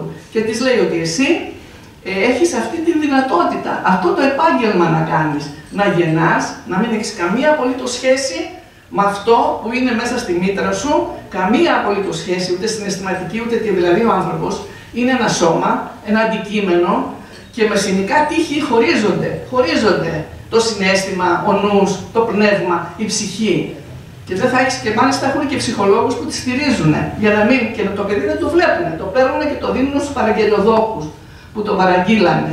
Και έχουν την απέτηση εμείς να το στηρίξουμε αυτό το πράγμα. Άλλο ένα που μας κατηγορούν είναι ότι το 2002 φτιάχτηκε ο νόμος στην Ελλάδα για την αλτρουιστική παρένθετη μητρότητα. Τι πάει να πει αλτρουιστική? Είναι που οι συγγενείς μαζεύονται οι αδερφές και λένε δεν γίνεται αδερφή εσύ μικρή, θα κάνεις παιδί, παρένθετη, γιατί πρέπει να έχουμε όλοι πρέπει να... Δηλαδή η γυναίκα δεν έχει καμία αξία. Στα χωριά αυτή τη στέρφα την έχετε ακούσει, είναι στέρφα. Λοιπόν, δεν έχει άλλο λόγο ύπαρξης, δεν έχει η γυναίκα άλλο λόγο ύπαρξης. Ο λόγος ύπαρξής της είναι για να κάνει παιδί. Και αν δεν μπορεί να κάνει παιδί, θα κάνει ένα μέλος της οικογένειας. Αυτό το αλτρουιστικό το υπερασπίστηκαν πολλοί και πολλές. Το κάνεις για την κόρη σου, μαμάδες, για τις κόρες κτλ. Εγώ πιστεύω ότι και σε αυτό το αλτρουιστικό παίζει πολύ η βία και η πίεση, η κοινωνική πίεση και η οικογενειακή πίεση σε αυτό το άτομο που δέχεται αυτή την πίεση για να κάνει παιδί. Που του παίρνουν ένα οάριο, παίρνουν και ένα σπερματοζωάριο, δεν ξέρω πώς γίνεται η διαδικασία, και το βάζουν στο φούρνο που είναι η μήτρα της γυναίκας. Το βάζουν στο φούρνο. Και να σας πω ότι αυτό, μετά το σκάνδαλο στα Χανιά που δημοσιοποιήθηκε και ακούστηκε ότι σε πάρα πολλές ελληνικές πόλεις αυτά τα κέντρα, πώς τα είπαμε, ιατρικής υποβοηθούμενης αναπαραγωγής, παράγουν τέτοιο έργο. Και υπήρχε ένας νόμος του 2002 που σας είπα, που ήταν το πνεύμα του νομοθέτη, ήταν αυτό, αλτρουιστικό. Από τότε μέχρι τώρα γίνανε πάνω σε αυτό το νόμο άλλοι 4 νόμοι, πιο αλτρουιστικό. Έχουν διευρύνει την ηλικία, δηλαδή παρένθετη μπορείς να γίνεις στα 54. Ήταν μόνο για μόνιμους κατοίκους της Ελλάδας. Τώρα δεν είναι μόνο για μόνιμους κατοίκους της Ελλάδας, πάνε και έρχονται, διακίνηση και εμπορία. Διακίνηση και εμπορία. Απαγορευόταν η διαφήμιση, τώρα επιτρέπεται η διαφήμιση. Οι κλινικές αυτές δεν μπορούσαν να είναι ατζέντιδες, γίνανε και ατζέντιδες.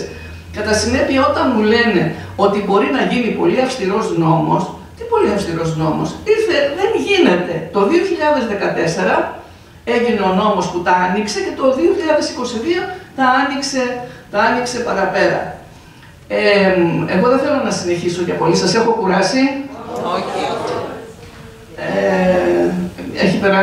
Έχει περάσει η ώρα. Είμαι κατηγορηματικά αντίθετη με την παρένθετη μητρότητα. Με όλη τη συμπόνια μου στους ανθρώπους που έχουν επιθυμία να κάνουν παιδί. Σέβομαι την επιθυμία τους, καταλαβαίνω τι σημαίνει αυτό πάρα πολύ καλά. Έχω 2 παιδιά. Καταλαβαίνω πάρα πολύ καλά την επιθυμία τους, αλλά θέλω να τονίσω ότι η επιθυμία σου δεν μπορεί να γίνει δικαίωμα. Και δικαίωμα που να καταστρατηγεί το ανθρώπινο δικαίωμα ενός άλλου ανθρώπου για μια ζωή με αξιοπρέπεια. Δηλαδή, έχετε ακούσει το δικαίωμά μου να προσκρούεις το δικό σου δικαίωμα για μια ζωή με αξιοπρέπεια, και μάλιστα σε αυτές τις συνθήκες φτώχειας. Εμείς μετέχουμε τώρα στην διεθνή οργάνωση για την καταπολέμηση της παρένθετης μητρότητας. Γίνονται ενέργειες σε διεθνές επίπεδο για την νομιμοποίηση. Υπάρχει ένα δικαστήριο στη Χάγη, αν είναι κάποιος δικηγόρος εδώ, μπορεί να το πει πιο σωστά, το οποίο νομοθετεί για το ιδιωτικό δίκαιο. Δεν ξέρω τι είναι αυτό, που έχει μεγάλες συνεδριάσεις κτλ. Για το πώς θα νομιμοποιήσουν την παρένθετη μητρότητα με δικαιολογίες, όπως σας είπα, αλτρουιστική. Έχουμε προβλήματα πάρα πολύ μεγάλα. Με τον πόλεμο η Ελλάδα χαρακτηρίστηκε ως το Ελντοράντο της μήτρας και χώρα, Ελντοράντο της μήτρας και χώρα του αναπαραγωγικού τουρισμού και χώρα του αναπαραγωγικού τουρισμού. Η Ουκρανία ήταν μια χώρα μπάτε σκύλια λέστε, ούτε πλαίσιο ούτε τίποτα περί παρένθετης. Αυτή τη στιγμή δεν ξέρουμε πόσα παιδιά είναι εγκλωβισμένα με τις παρένθετες στην Ουκρανία. Δεν ξέρουμε τι γίνεται με τα παιδάκια στα Χανιά που τις μαζέψανε τις παρένθετες. Μαζεύουμε στοιχεία. Γυναίκες που έχουν πεθάνει στη διαδικασία αυτή, διότι υπάρχει πολύ φάρμακο, υπάρχει πάρα πολύ ορμόνη και και πραγματικά υπάρχει πάρα πολύ μεγάλος κίνδυνος για τις... Ευχαριστώ πάρα πολύ, να σε καλά, να έχεις την ευχή μου. Υπάρχει μεγάλος κίνδυνος και τα παιδιά που γεννιόνται μας έχουν στείλει μαρτυρίες από παιδάκια που έχουν γεννηθεί από παρένθετη. Το έχουμε προβάλει. Είναι μια πολύ δύσκολη και από ηθικής πλευράς διαδικασία το παιδί να αναζητεί τους γονείς του και να μην βγάζει άκρη ποιοι είναι οι γονείς του και ποιο είναι η γενεολογία του. Λοιπόν, θα κλείσουμε το εξής, ότι ας είμαστε και 5, δεν πειράζει. Θα είμαστε ενάντια σε αυτό το πράγμα, όχι στην κοινωνία της υποταγής. Δεν μπορούμε να υποταχτούμε επειδή μας λένε ότι είμαστε αντίθετες στην επιστήμη, ότι είμαστε αντίθετες στο ένα και στο άλλο. Και το τελευταίο φρούτο είναι ότι, παιδιά, για καθίστε καλά, περί αυτοδιάθεσης του γυναικείου σώματος. Ότι οι γυναίκες μπορούν να κάνουν ό,τι θέλουν με το σώμα τους. Λοιπόν, θέλω να σας πω ότι τη δεκαετία του 70 δώσαμε μία μάχη ως φεμινιστικό κίνημα για την αυτοδιάθεση του σώματος των γυναικών. Εκείνο τον καιρό ξεκίνησε και η ιστορία με την αντισύλληψη κτλ. Και τι έγινε? Δώσαμε μία μάχη συλλογική που έλεγε ότι εγώ θα κάνω παιδί εάν θέλω να κάνω παιδί, όταν θέλω να κάνω παιδί, όσα παιδιά θέλω. Και αυτό έχει περάσει στη συνείδηση του κινήματος περί αυτοδιάθεσης του γυναικείου σώματος. Γιατί μέχρι τότε οι γυναίκες, και πέρα από την Ευρώπη θέλω να σας πω, όταν βλέπετε 10 μωρά στη σειρά, δεν τα έχουν κάνει με κέφι αυτές οι γυναίκες, είναι υποταγμένες, είναι υποταγμένες. Τι για τις γυναίκες θα πούμε? Λοιπόν, όταν μιλάμε τώρα για αυτοδιάθεση, δηλαδή παίρνει το αίτημά σου και το γυρίζει εναντίον σου και σου ρίχνει βόλη στην καρδιά. Πας εσύ και διαπραγματεύεσαι αυτοδιάθεση με μία γυναίκα ξεχωριστά και η υποταγή της υποτάσσει ολόκληρο το γυναικείο φύλο στον πλανήτη. Δεν είναι άλλο το ένα και άλλο το άλλο. Γιατί μετά θα προχωρήσουμε, παιδιά, αν όλα αγοράζονται και όλα πουλιούνται και παραγγέλνεις εσύ παιδάκι και το κάνεις εμπόρευμα και πακετάκι, γιατί να μην κάνουμε το ίδιο και με τα όργανα του σώματος? Γιατί να μην αγοράζονται, γιατί να μην πουλιούνται? Όχι, δεν αγοράζονται όλα και δεν πουλιούνται όλα και κάπου πρέπει να πούμε stop και ζητάμε τη βοήθειά σας και σε αυτό. Να είστε όλες και όλοι καλά, σας ευχαριστώ.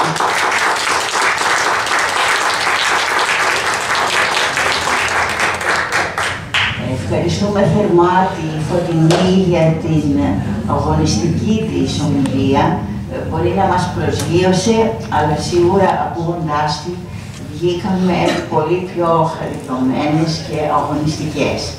Την ευχαριστούμε από καρδιάς. Εγώ ευχαριστώ. Λοιπόν, αν θέλετε να προχωρήσουμε σε μια συζήτηση, σε ερωτήσεις, τοποθετήσεις, ο λόγος σε εσάς. Ναι, η Ματίνα. Γεια σας. Καταρχήν θέλω να σας συγχαρώ και την Τατιάνα και την κυρία Φωτεινή για την παρουσία τους εδώ στην εκδήλωση που έκανε ο Σύλλογος Συναλλακτική Δράση. Δεύτερον, θα ήθελα την τοποθέτησή σας, κυρία Φωτεινή, στο θέμα τώρα που έχει αναγνωριστεί πλέον ο γάμος των ομοφυλόφιλων, έτσι. Θέλω να μου τη δική σας τοποθέτηση να μας πείτε εάν αποδέχεστε στο θέμα που τίθεται ότι, ας πούμε, ένα ζευγάρι ομοφυλόφιλων άνδρες θέλουν να κάνουν δικό τους παιδί. Με την παρουσία βέβαια, με την παρέμβαση μιας παρένθετης γυναίκας. Δηλαδή στην προκειμένη περίπτωση, εγώ από την αρχή θεώρησα και θεωρώ ότι με αυτόν τον τρόπο υποβιβάζεται η γενική οντότητα, πρώτον. Δεύτερον, πλέον το σύστημα άλλωστε αναδύει και την υποταγή και την υποβάθμιση της γυναίκας απέναντι στο ανδρικό φύλο. Τώρα στην προκειμένη περίπτωση βέβαια θα ήθελα την απάντησή σας. Θέλω να είμαι ολοκάθαρη. Εγώ είμαι κατά της παρένθετης για γυναίκες, για άντρες, για γυναίκες με γυναίκες, για άντρες με άντρες. Είμαι κατηγορηματικά κατά της παρένθετης. Έτσι όπως είναι ο νόμος αυτή τη στιγμή, ο νόμος του 2002 έχει ανοίξει ήδη την πόρτα, δηλαδή θα έχουμε δικαστικές αποφάσεις, ας μην έχουμε νόμο, που θα λένε ότι στο όνομα της ισότητας των φύλων μπορούν να προσφεύγουν σε παρένθετη ζευγάρια ομοφυλόφιλων, αλλά καταρχήν θεωρώ ότι είναι δικαίωμά τους ένα ζευγάρι ομοφυλόφιλο να θέλει ανθρώπινο δικαίωμά τους να ζήσει μαζί. Λοιπόν, και να έχει και τα προνόμια που παρέχει ο νόμος. Δεν αποδέχομαι σε καμία περίπτωση κανένας να καταργηθεί και αυτό βέβαια δημιουργεί πάρα πολύ μεγάλο πρόβλημα στο θέμα του αλτρουισμού, που εγώ δεν πιστεύω ότι είναι στα αλήθεια αλτρουισμός. Εγώ ευχαριστώ, Ματίνα. Λέγοντας αυτό, θεωρείτε ότι πρέπει να καταργηθεί ο νόμος? Ναι. Μας έχουν πει ότι ο νόμος... Μπορεί να είναι παράνομο αν κάποια γυναίκα, ας πούμε, αλτρουιστικά, γιατί υπάρχει και αυτό. Νιώθω ότι, αν το γενικεύουμε, νιώθω ότι μας χαρακτηρίζεται σαν άβολα πλάσματα. Υπάρχουν κάποιες που με την ελεύθερη βουλησή τους μπορούν να θέλουν να το κάνουν. Γιατί να είναι παράνομο? Εντάξει, αυτή είναι η σκέψη σας και δεν είναι παράλογη η σκέψη. Η εμπειρία από την εφαρμογή του νόμου του 2002, από τα στοιχεία στο Πρωτοδικείο Αθηνών, έχει αποδειχθεί ότι η συντριπτική πλειοψηφία δεν ήταν πραγματικά... Ποιο είναι το νούμερο? Ναι, δεν το έχω το νούμερο, του Πρωτοδικείου Αθηνών. Ότι οι περισσότεροι ήταν αλλοδαπές, οι οποίες ήρθαν εδώ, κάναν την παρενθεσία και οι περισσότερες από αυτές μείνανε και μένουνε με τα σπίτια των παραγγελιοδόχων ως οικιακή βοηθή. Ξέρω αν είναι αυτό κάποιο νούμερο υψηλό. Πιστεύω ότι η πλειοψηφία ήταν. Η οποία δηλαδή σκέψει τα χρήματα θα καταφύγει πιο εύκολα στην πορνεία. Όχι να κυοφορεί η μωρά. Γιατί είναι πιο προσωπικό. Να σας πω κάτι. Καταρχήν σέβομαι τη σκέψη της κάθε μιας και του καθένα. Λοιπόν, παρακαλώ μην γίνεται κατηδίαν συζήτηση, να τα πείτε, να τοποθετηθείτε όλοι. Η κυρία λέει, να πω αυτό και να σταματήσω και να... Ναι. Η κυρία λέει ότι υπάρχει στα αλήθεια μία ανάγκη και μία αδερφή ή μία μάνα θέλει να γεννήσει για λογαριασμό της κόρης της. Τι κάνουμε σε αυτή την περίπτωση? Αυτό είναι το ερώτημα. Είναι πάρα πολύ ευαίσθητο ερώτημα και υπαρκτό. Εγώ λέω όχι. Λέω όχι. Ούτε σε αυτή την περίπτωση. Να πω κάτι. Σε αυτή την περίπτωση νομίζω ότι δεν χρειάζεται κάτι νομική κατοχήρωση, νομοθέτηση. Αν μια γυναίκα θέλει να το κάνει αυτό, μια μάνα για την κόρη της ή οτιδήποτε, μπορεί να το κάνει απλά και να δώσει το παιδί προς υιοθεσία από την αδερφή, από την κόρη. Δηλαδή είναι μια πράξη αγάπης, ας το πούμε, και αλτρουισμού, μπορεί να γίνει έτσι και αλλιώς, δεν χρειάζεται καμία νομοθετική κατοχήρωση. Η νομοθετική κατοχήρωση αυτού του πράγματος είναι καθαρά ένα πρώτο βήμα για να γίνει ο δούριος ύπνος, η κερκόπουλτσα. Πάντως υπάρχει ένας προβληματισμός, γιατί στην Κούβα επιτρέπεται. Στην Κούβα. Και έχω την εντύπωση ότι δεν είναι τόσο θέμα γυναικείας οντότητας, αλλά είναι θέμα καπιταλισμού. Στον καπιταλισμό εμπορευματοποιείται το κορμί. Εάν υπάρξουν ειδικές συνθήκες με κοινωνιολόγους, με ψυχολόγους, με επιστήμονες, που μπορούν πραγματικά να διαπιστώσουν ότι όντως υπάρχει ανάγκη, θα μπορούσε να γίνει κάτι γνώμη. Το πρόβλημα είναι ότι ζούμε σε ένα σύστημα που τα πάντα εμπορεύονται και επομένως λογικό είναι να εμπορευτεί και αυτό να γίνει εμπόριο και αυτό το πράγμα. Μπορώ. Το να θέλει κάποιος οπωσδήποτε το δικό του παιδί είναι επίσης πρόβλημα. Όταν υπάρχουν τόσα παιδιά στον κόσμο, ορφανά, έκθετα, το να θέλω εγώ το δικό μου παιδί, ήδη βλέπω το παιδί σαν ιδιοκτησία μου και σαν ματαιόδοξη, ας πούμε, συνέχισή μου, δεν ξέρω τι άλλο να πω. Όλα αυτά προκύπτουν από το οικογενειακό μοντέλο, το οποίο νομίζω ότι έχει έρθει η ώρα πια να αρχίσουμε να το αναστοχαζόμαστε. Το να μεγαλώνουν δηλαδή τα παιδιά σε κοινότητα, να μην υπάρχει πια αυτό το οικογενειακό μοντέλο, θα έλυνε όλα αυτά τα προβλήματα. Όταν το παιδί θεωρείται ιδιοκτησία, είναι φυσικό και επόμενο να προκύπτουν όλες αυτές οι...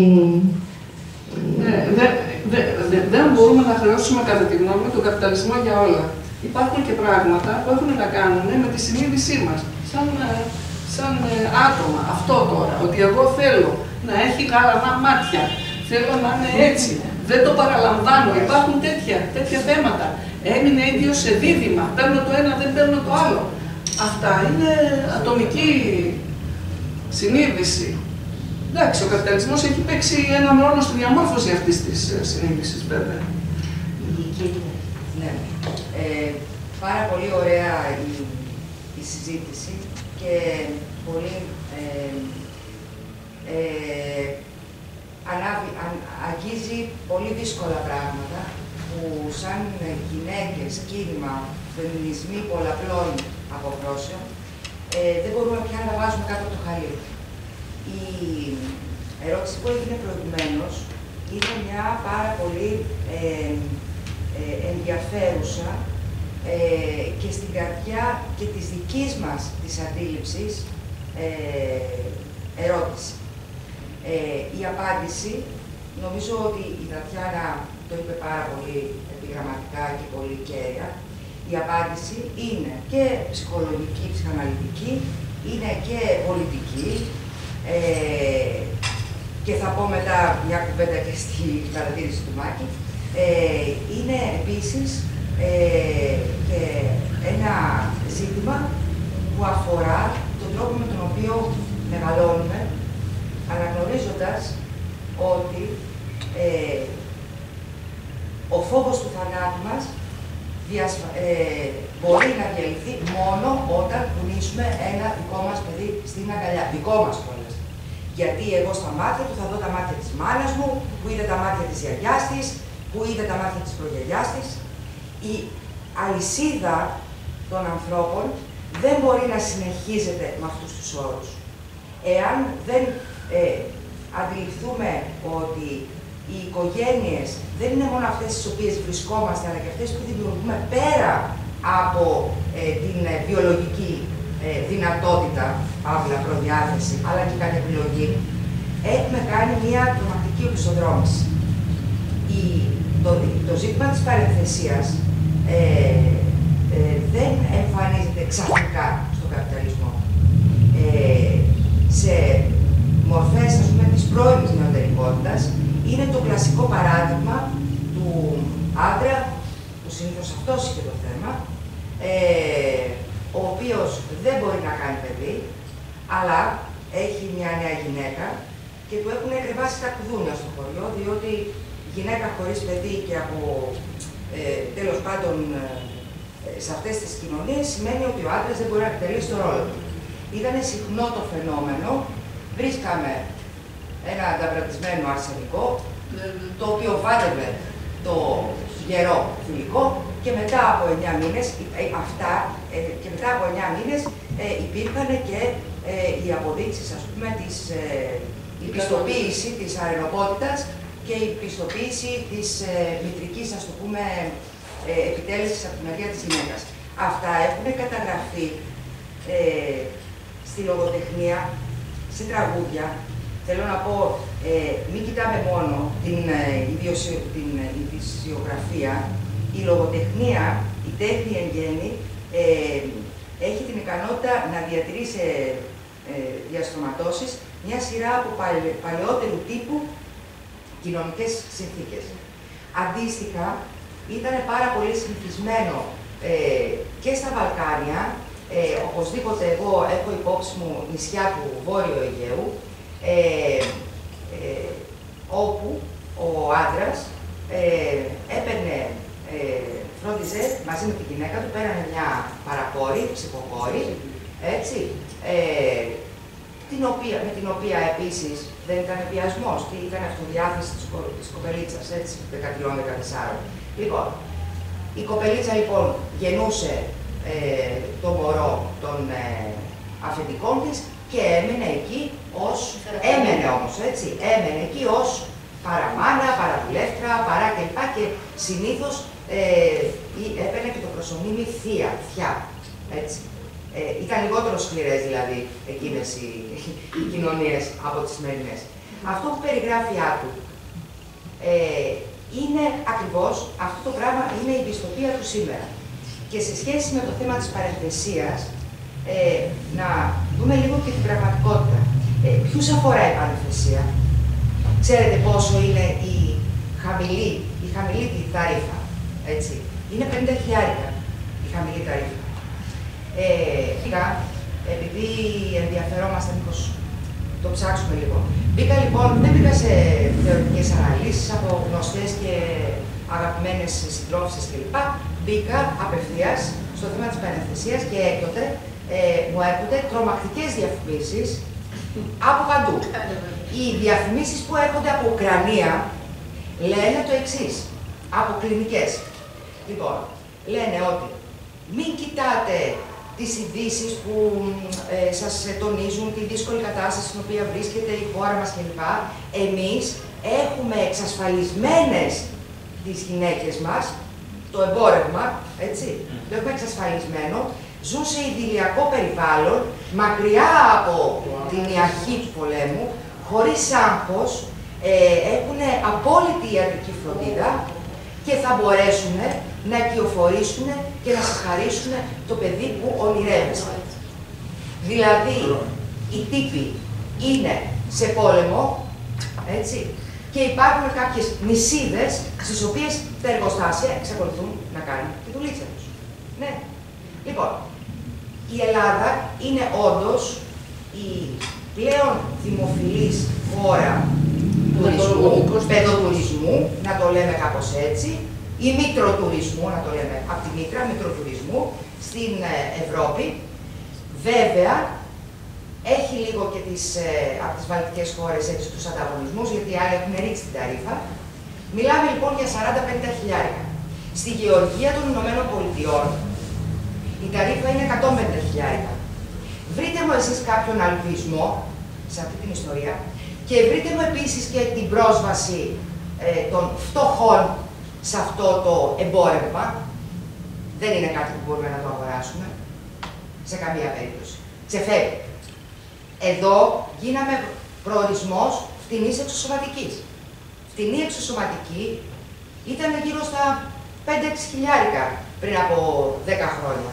Πολλά λεφτά πριν από 10 χρόνια, 5-6 χιλιάρικα. Γιατί είχαν κλείσει τη δίωδο στις υιοθεσίες. Ναι.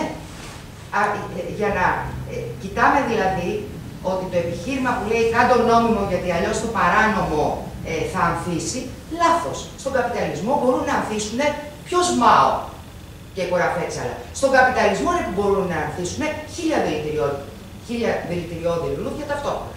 Έχεις λοιπόν τις βιομηχανίες εξωσωματικής, όπου εκεί, να τα λέμε και αυτά, στην τρίτη-τέταρτη εξωσωματική το ποσοστό τεχνοποίησης πέφτει στο 3% και το ποσοστό ανάπτυξης καρκίνου πάει στο 85%.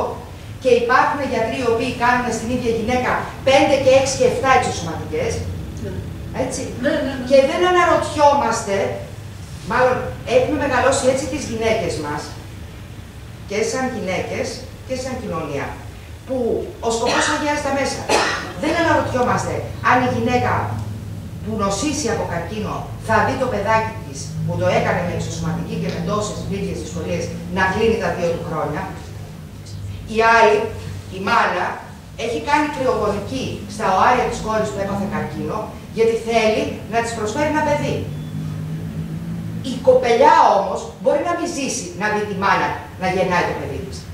Δηλαδή καταλαβαίνετε το παραλογισμό. Είναι ένα αιμονικό πράγμα αυτό. Ξεπερνάει τα όρια του ναρκισσισμού. Ναι. Το θέλω παιδί με οποιοδήποτε τρόπο είναι σαν να λέω θέλω οργασμό με κάθε τρόπο. Θέλουμε οργασμό με κάθε τρόπο. Αυτός δηλαδή που θα βιάσει και θα κακοποιήσει έχει οργασμό εκείνη τη στιγμή. Μας αρέσει που επιτελείται, ικανοποιείται η επιθυμία του. Δηλαδή ο Μπαντιού πάνω σε αυτό τα είπε όλα ο άνθρωπος.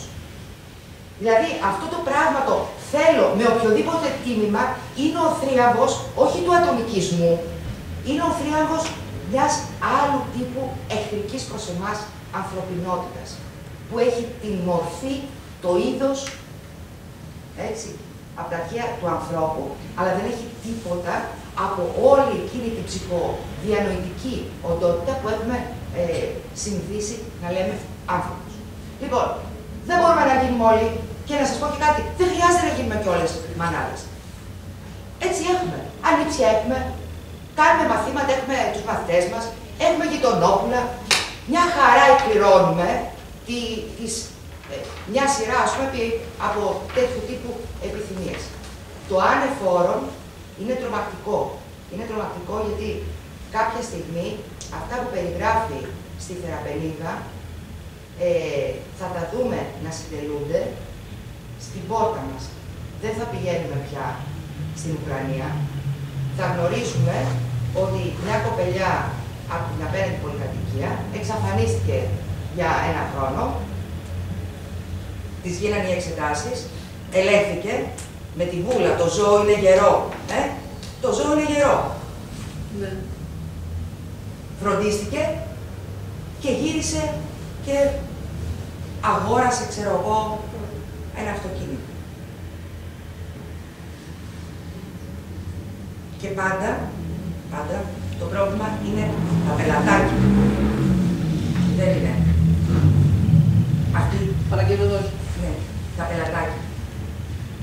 Όπως το πρόβλημα δεν είναι οι γυναίκες που πουλάνε το σώμα τους. Το πρόβλημα είναι όλα αυτά τα καθήκια που πηγαίνουν και τις αγοράζουν. Αγοράζουν τα σώματά τους. Να θυμηθούμε δηλαδή και κάποια παλιά, δεδειγμένα, καθόλου εντελώς δευτεροκυματικά, για να μιλήσουμε με όρους του μιλισμού, έτσι, σημεία.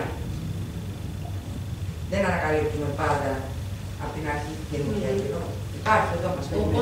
Οπότε για μένα συμπεριλαμβάνω, είμαι κατά και του αλτρουισμού, το συμπεριλαμβάνω στους αγώνες που έχουμε να δώσουμε, που θα πάνε πάρα πολύ μακριά, για να χτυπήσουμε, εγώ το ονόμασα σύνδρομο της Σάρας, ότι σε κάθε περίπτωση πρέπει να κάνεις παιδί στα 98 σου, να το χτυπήσουμε, δηλαδή θα πληρώσουμε ένα τίμημα, γιατί δεν θέλουν οι γυναίκες να ακούνε. Και συμφωνώ και με την που είπε η κυρία, με την ιστερία και τον ναρκισσισμό, που έχουν πει γιατροί να πηγαίνουν γυναίκες από την πλευρά των γιατρών τώρα, με 60 χρονών. Θέλω να κάνω παιδί και να της λέει: δεν μπορείς να κάνεις παιδί, κυρία μου. Όχι, έχασα το γιο μου, θα κάνω παιδί. Έχασες το γιο σου, έχεις τον πόνο σου, τη θλίψη σου, γιατί πρέπει να κάνεις παιδί. Δεν γίνεται. Δηλαδή είναι μια κατάσταση ιστερίας. Και ήθελα να σας πω ότι για τις ΗΠΑ η Ευρώπη έχει κάποιες διαφορές. Σας είπα ότι είναι 13 χώρες που δεν επιτρέπουν. Στις ΗΠΑ διαφημίζεται ως το επάγγελμα. Διαφημίζεται. Αν δείτε τις διαφημίσεις, είναι πώς στρατολογούν για το στρατό, που πάει όλη η φτώχεια και ο κοινωνικός αποκλεισμός πάει στο στρατό. Έτσι, ελάτε εδώ, θα έχετε αυτό, θα έχετε εκείνο. Αυτά τα προνόμια. Είναι επάγγελμα. Όπως είναι και η πορνεία, που είναι το άλλο μεγάλο μέτωπο, όπως και η πορνογραφία. Η πορνογραφία που διδάσκει σε μικρά παιδιά τώρα πώς πρέπει να κάνουν έρωτα κτλ. Άλλο έγκλημα που συντελείται, που δεν το ανοίγει κανείς, γιατί την ανοίξουμε. Αυτά. Φοβερά. Και ο Παπαδιαμάντης έχει, η Λελούδο.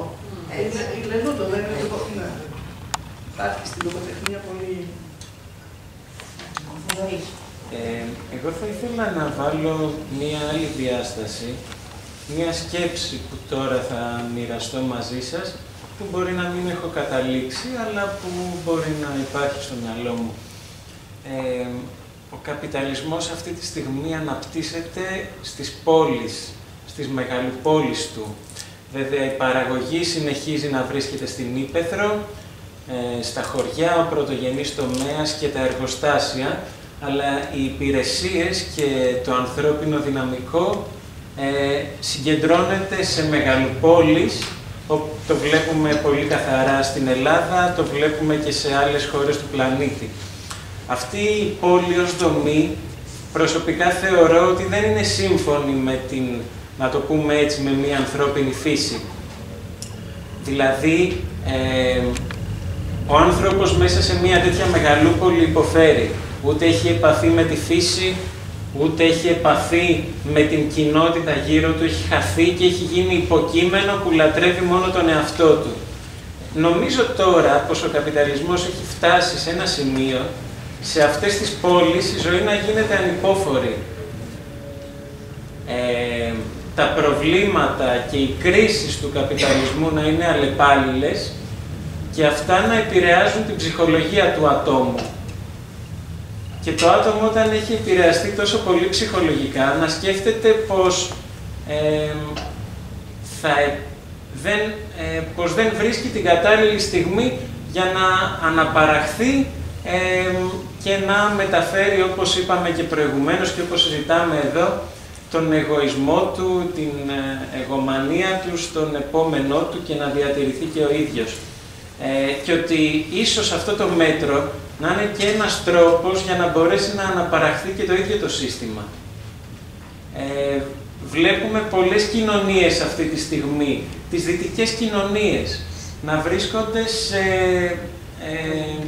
σε αποδρομή, ο πληθυσμός να μειώνεται. Στις δυτικές κοινωνίες αυτή τη στιγμή ο πληθυσμός μειώνεται. Στην Ιαπωνία, στην Ευρώπη, στη Γαλλία, άμα έχετε παρακολουθήσει τη συζήτηση που συμβαίνει τον τελευταίο μήνα με την νομοθεσία του Μακρόν, δεν γνωρίζω για την Αμερική, αλλά όταν ο πληθυσμός μειώνεται σε τέτοιες δύσκολες συνθήκες που δεν είναι κατάλληλες έτσι ώστε η κοινωνία να αναπαράγεται, ο καπιταλισμός μπορεί να βρίσκει ως λύση την εμπορευματοποίηση για ακόμα μία φορά, να πει κάποιες εργάτριες θα παράγουν ένα πολύ συγκεκριμένο προϊόν που αυτό σχετίζεται με την αναπαραγωγή του συστήματος και έτσι να πει ότι θα σας βοηθήσω εγώ έτσι ώστε να μην χρειαστεί να τραβήξετε αυτή την δύσκολη διαδικασία από μόνες σας. Αλλά μία γυναίκα η οποία λειτουργεί ως ένα εργοστάσιο παραγωγής απογόνων θα δημιουργήσει τις επόμενες γενιές. Δεν ξέρω, κάνω μία σκέψη.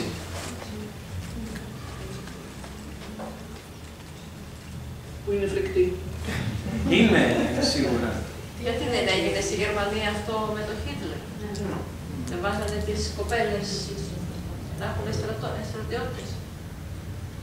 Τόσα χρόνια. Ναι, θέλω να πω, εντάξει, και εγώ τώρα σκέφτομαι δυνατά στην πραγματικότητα.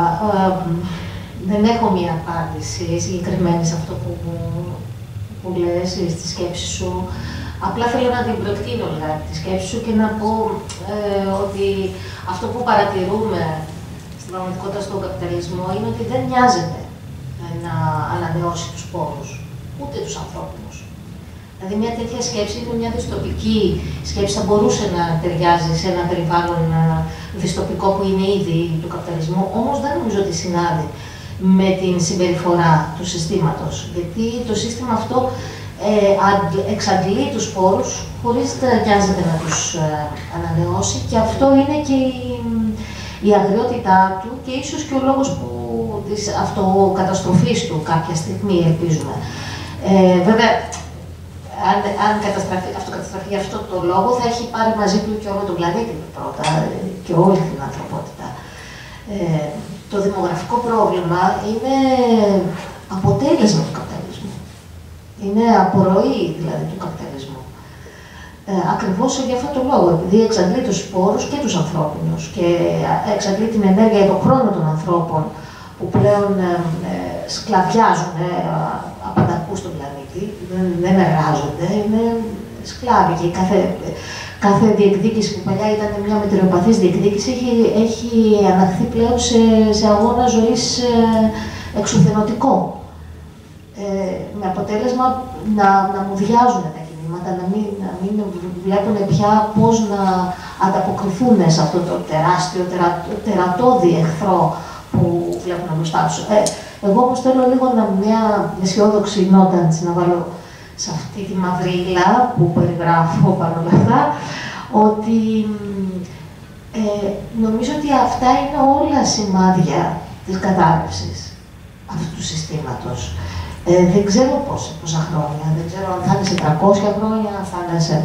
Αλλά η αυξανόμενη βία κατά των γυναικών είναι ένα σημάδι αυτής της κατάρρευσης. Δηλαδή, όταν κάτι διωγγώνεται, δεν μπορεί παρά να καταρρεύσει κάποια στιγμή, να σκάσει.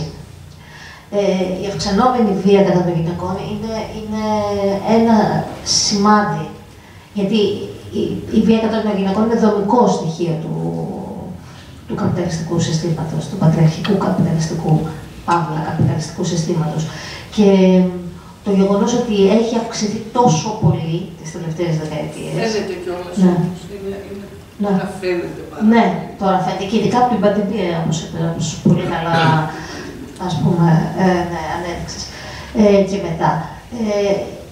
Δείχνει, νομίζω, αυτό το πράγμα, δηλαδή χτυπιέται πια. Δηλαδή δεν έχει, σκίζει πια κάθε ίχνος, πώς το πω τώρα, κρατήματος από τη ζωή. Δεν υπάρχει πια η ζωή. Η ζωή όχι απλά είναι προϊόν, είναι και ένα προϊόν που δεν έχει καμία αξία για τον καπιταλισμό. Οπότε δεν μπορεί παρά αυτό το πράγμα να τον γκρεμίσει, να τον καταστρέψει. Μαζί βέβαια και με όλη την κοινωνία. Δεν ξέρω πώς μπορεί να δεχτεί μια ανθρώπινη κοινωνία μέσα από αυτόν τον αγώνα νικήτρια, ας πούμε. Να τον μετασχηματίσει. Ένα σοβαρό πρόβλημα, γιατί εσύ ιδιαίτερα, Διάννα, είσαι μέρος μιας κοινότητας που λέγεται εμπρός. Δηλαδή ενός γυριζόμενου εγχείρηματος. Και βλέπω έτσι και με στενοχωρεί λίγα ότι συζητάμε εδώ άνθρωποι που το σκεπτικό μας είναι έξω από τον καπιταλισμό. Λες και θα ζούμε αιώνια μέσα στον καπιταλισμό. Η συζήτησή μας είναι μυρολατρική. Εδώ είμαστε, θα παλεύουμε μετά στον καπιταλισμό, θα μπορούμε να κάνουμε, θα διεκδικούμε, αλλά πάντα θα ζούμε στον καπιταλισμό. Και είπε σωστά προηγουμένως η Τατιάνα, ότι θέλουμε να δημιουργήσουμε μέσα στον καπιταλισμό παραδείγματα άλλα. Όπως είναι το θέατρο εμπρός. Όπως είναι οι εργάτριες του εργοστασίου της φαντουργίας στο ΠΙΕ, που πριν 20 χρόνια κάνανε κατάληψη στο εργοστάσιο. Και σήμερα συζητάνε το πρόβλημα αυτό εκεί. Το συζητάνε το πρόβλημα της βαρέθητης μητρότητας οι εργάτριες εκεί. Δεν το συζητάνε όμως με τον καπιταλισμό. Το συζητάνε έχοντας το εργοστάσιο στα χέρια τους. Άρα δημιουργώντας αυτό το παράδειγμα. Και αυτά που είπε η προηγούμενη φίλη μου, ότι γίνονται στα χωριά, τι είναι, μια φεουδαρχική κοινωνία. Δηλαδή, θα γυρίσουμε στη φεουδαρχία. Η σκέψη μας είναι ότι μπορεί η κοινωνία να γυρίσει στη φεουδαρχία σήμερα. Δεν μπορεί να γυρίσει στη φεουδαρχία. Όχι μόνο δεν μπορεί να γυρίσει, αλλά εμείς θέλουμε να ξεφύγουμε τον καπιταλισμό. Και υπάρχουν κοινωνίες που έχουν ξεφύγει από τον καπιταλισμό. Υπάρχουν ζαπατίστικες κοινότητες στα Καρακόλ που συζητάνε τα ίδια προβλήματα της παρένθετης μητέρας. Συζητάνε στα Καρακόλ του ζαπατίστες την παρένθετη μητέρα. Συζητάνε στα αυτοδιαχειριζόμενα της Αργεντινής. Συζητάνε τις κομμούνες της Βενεζουέλας την παρένθετη μητέρα. Όχι όμως με όρους καπιταλισμού.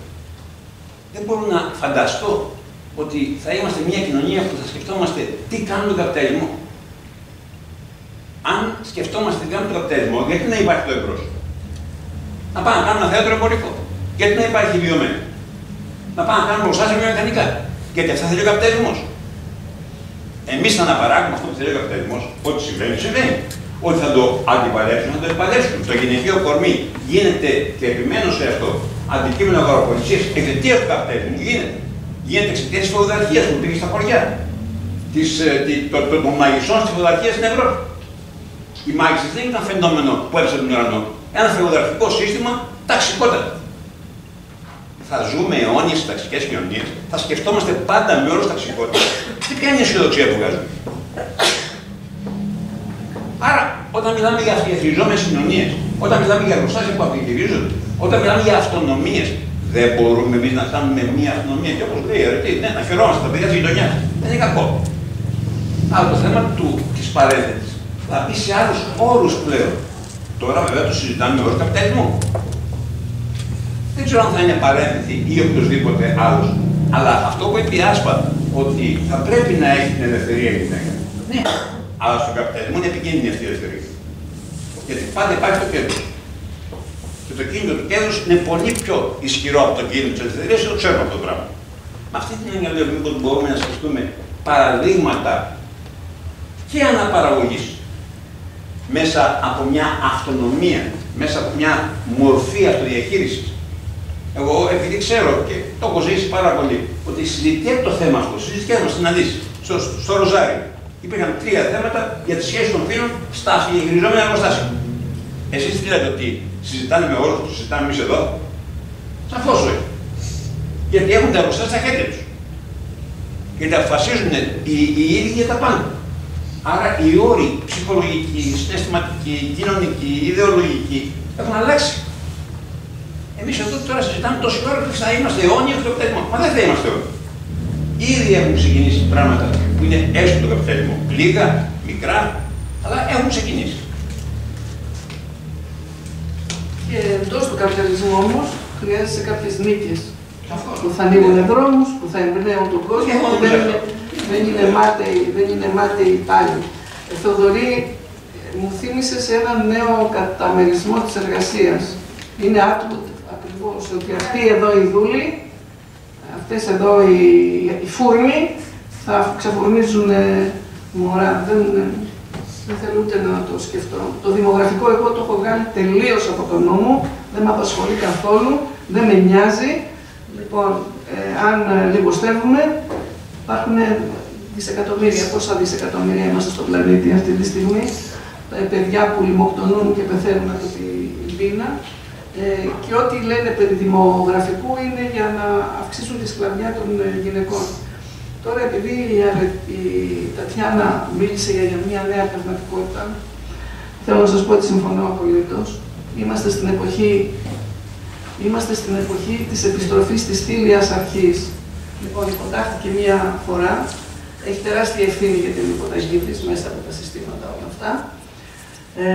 Επιστρέφει και έχει να αντιμετωπίσει όλα αυτά, όλα τα ηφαίστεια αυτά που βγαίνουν από μέσα από τη γη. Και εγώ είμαι αισιόδοξη, επειδή ακριβώς είναι αποφασισμένη και επιστρέφει. Και να σας πω κάτι. Όλα τα προηγούμενα χρόνια έπεφτε άγριο ξύλο. Άγριο ξύλο. Δεν μαθαίναμε τίποτα. Γιατί η γραμμή ήταν ότι η γυναίκα το φτιάχνει το σπίτι, η γυναίκα το χαλάει. Έτρωγε ξύλο, τη σακάτευε και έλεγε κλείστε τα παντζούρια να μην ακούει η γειτονιά. Έχουν αλλάξει τώρα. Δουλέψαμε περίπου 40 χρόνια για να ανοίξει το στόμα της και να μιλήσει. Και πάλι καλά δεν το κάνουμε, γιατί ανοίγει το στόμα της και μιλάει και δεν έχει λύση για το πρόβλημα και έχουμε όλα αυτά τα αιτήματα που παλεύουμε. Τώρα μιλάει, και να σας πω κάτι, μελετώντας τις γυναικοκτονίες, θα δείτε ότι στην συντριπτική τους πλειοψηφία είναι «δεν μου κάνεις πια και φεύγω». Δεν μου κάνεις πια και φεύγω, και εκεί θα δείτε ότι γίνεται αυτό που γίνεται, ότι κυρά μου δεν μπορείς να πας πουθενά. Ή εγώ ή κανένας. Ή εγώ ή κανένας. Χάρηκα πάρα πολύ. Θέλετε να μιλήσετε, με συγχωρείτε. Λοιπόν, όταν μιλάμε για καπιταλισμό, συνήθως επικεντρωνόμαστε στο κέρδος. Και ξεχνάμε μια άλλη πολύ βασική στοιχείο του καπιταλισμού που είναι η αλωτρίωση, η αποξένωση. Η αποξένωση του δημιουργού ανθρώπου από την διαστηριότητά του, από το παραγόμενο προϊόν της δραστηριότητάς του, από την όλη διαδικασία. Για μένα η πανεπιστημιακότητα είναι η κορονίδα της αποξένωσης και της αλωτρίωσης. Ηθική αλωτρίωση. Ηθική αλωτρίωση σε όλα τα επίπεδα. Άρα επίσης ότι η επιστήμη και η τεχνολογία δεν είναι ουδέτερα πράγματα. Οι κοινωνίες και οι ανάγκες και οι σκοποί που βάζουν μπροστά δημιουργούν και τις αντίστοιχες επιστήμες και τεχνολογίες. Ευελπιστώ λοιπόν σε μια αντικαπιταλιστική ή μη καπιταλιστική κοινωνία που όμως δεν θα είναι αντισωντική, γιατί το καπιταλισμό μπορεί να φτάσει σε τέτοιο δάτο. Δεν σημαίνει ότι αν δεν γίνει μια κοινωνική επανάσταση κάτι καλύτερο, μπορεί να φτάσει σε μια τεχνοκρατία. Αν λοιπόν πάμε σε μια χειραφετική κοινωνία, ευελπιστώ ότι θα υπάρξουν εκείνες οι χειραφετικές επιστήμες και τεχνολογίες που δώσουν και χειραφετικές απαντήσεις σε αυτά τα ερωτήματα. Δηλαδή δεν πρέπει απλώς αλλάζουμε μια κοινωνία, παίρνουμε την ήδη υπάρχουσα τεχνολογία και τη βάζουμε σε μια νέα κοινωνία και λειτουργεί χειραφετικά. Π.χ. ο τελωρισμός, η αλυσίδα παραγωγής, όσο και αν τα συνεχιζόμενα εργοστάσια πολλές φορές αναγκάζονται να το χρησιμοποιήσουν σήμερα, δεν είναι χειραφετικά. Τα επιχειρήματα που έδωσαν στη διάθεση μας αυτή τα διαχειριστικά και οι επαναστάσεις που έγιναν το 1936 στην Ισπανία και οι υπόλοιπες, φτάσαν σε σημείο ότι σημαίνει ότι πραγματικά ήταν αντικαπιταλιστικές, Δεν είναι όμως κοινωνίες χωρίς καπιταλισμό. Δεν είναι κοινωνίες ενάντια στον καπιταλισμό που προσπαθούν να εφευρέσουν στη σημεία. Αυτό είναι το ένα σημείο. Το άλλο θέλω να πω, γιατί δεν ακούστηκε στην κουβέντα, είναι ότι είναι δύο διαφορετικά πράγματα. Η παράλληλη θνητότητα, στην οποία συμφωνώ με τις ομιλήτριες, με τις περισσότερες τοποθετήσεις, και είναι άλλο πράγμα τη νομοθεσία. Ναι. Και έχει να κάνει με το εξής. Η αναγνώριση πραγματική των ζευγαριών ανθρώπων που θέλουν να ζήσουν μαζί, είτε είναι ομοφυλόφιλοι, είτε είναι λεσβείες, είτε είναι οποιαδήποτε επιλογή έχουν, για μένα προφανώς και είναι και επιτρεπτή και δέουσα το να ζουν στην παρανομία ή να ζουν συγχυσμένοι, όπως επίσης και η τεχνοθεσία στα ζευγάρια. Δηλαδή η δυνατότητα αυτών των ζευγαριών να υιοθετήσουν παιδιά. Και πιστεύω πραγματικά ότι αυτά τα ζευγάρια μπορούν να υιοθετήσουν και να μεγαλώσουν παιδιά σαν δικά τους παιδιά πολύ καλύτερα από πάρα πολλά ετερόφιλα ζευγάρια, μέσα στα οποία έχουμε δει τη βία που υπάρχει, την κακοποίηση των γυναικών, των παιδιών, τους βιασμούς και όλα αυτά. Άρα λοιπόν πρέπει να διαχωριστεί στη συζήτηση η ιστορία της, γιατί πολλές φορές μπερδεύεται και με όχημα το δικαίωμα των ομοφυλόφιλων ζευγαριών να αποκτήσουν οικογένεια και παιδιά, μπαίνει σφήνα όλη αυτή η ιστορία της παρέμβασης της μητρότητας, η οποία όπως πρόκειται ότι και η Ιαρική νομίζω ότι είναι ταξικά προηγούμενη. Και δεν μπορεί να είναι οι τεχνολογίες τόσο μεγάλης ευθύνης, εδώ βλέπουμε μικρά μηνύματα για φάρμακα, για κλινικές κλπ. Είναι πάντα ταξικές προσδιορισμένες. Το ίδιο σημαίνει με το σώμα της ιατρικής καταφύγης εγκυρίας και τα λοιπά, πολεμάει το αποτέλεσμα μιας ασθένειας και όχι που λέμε στην κοινωνική ιατρική τις αιτίες. Δηλαδή, είχαμε μια άλλη επιστήμη που δηλαδή δείχνουν καρκίνους, που δεν είναι μόνο τα φάρμακα του καρκίνου. Το θέμα είναι οι καπιταλιστικές συνθήκες που δημιουργούν τους καρκίνους. Έτσι, η ανάπτυξη, η μόλις, το λοιπό. Αν λοιπόν μπορούμε σε αυτά, στο τελευταίο στάδιο, έχει σχέση με την τιμή που πρέπει να μπούμε σε μια ανάλογη ιδεολογία. Δηλαδή, πάμε από μόνο τα αίτια που δημιουργούν τις οσιρότητες και τις ασθένειες και όχι τα αποτελέσματά τους που δημιουργούν το καπιταλισμό. Θέλει κάποιος άλλος να μιλήσει? Όχι. Σας ευχαριστούμε πολύ για την παρουσία σας εδώ.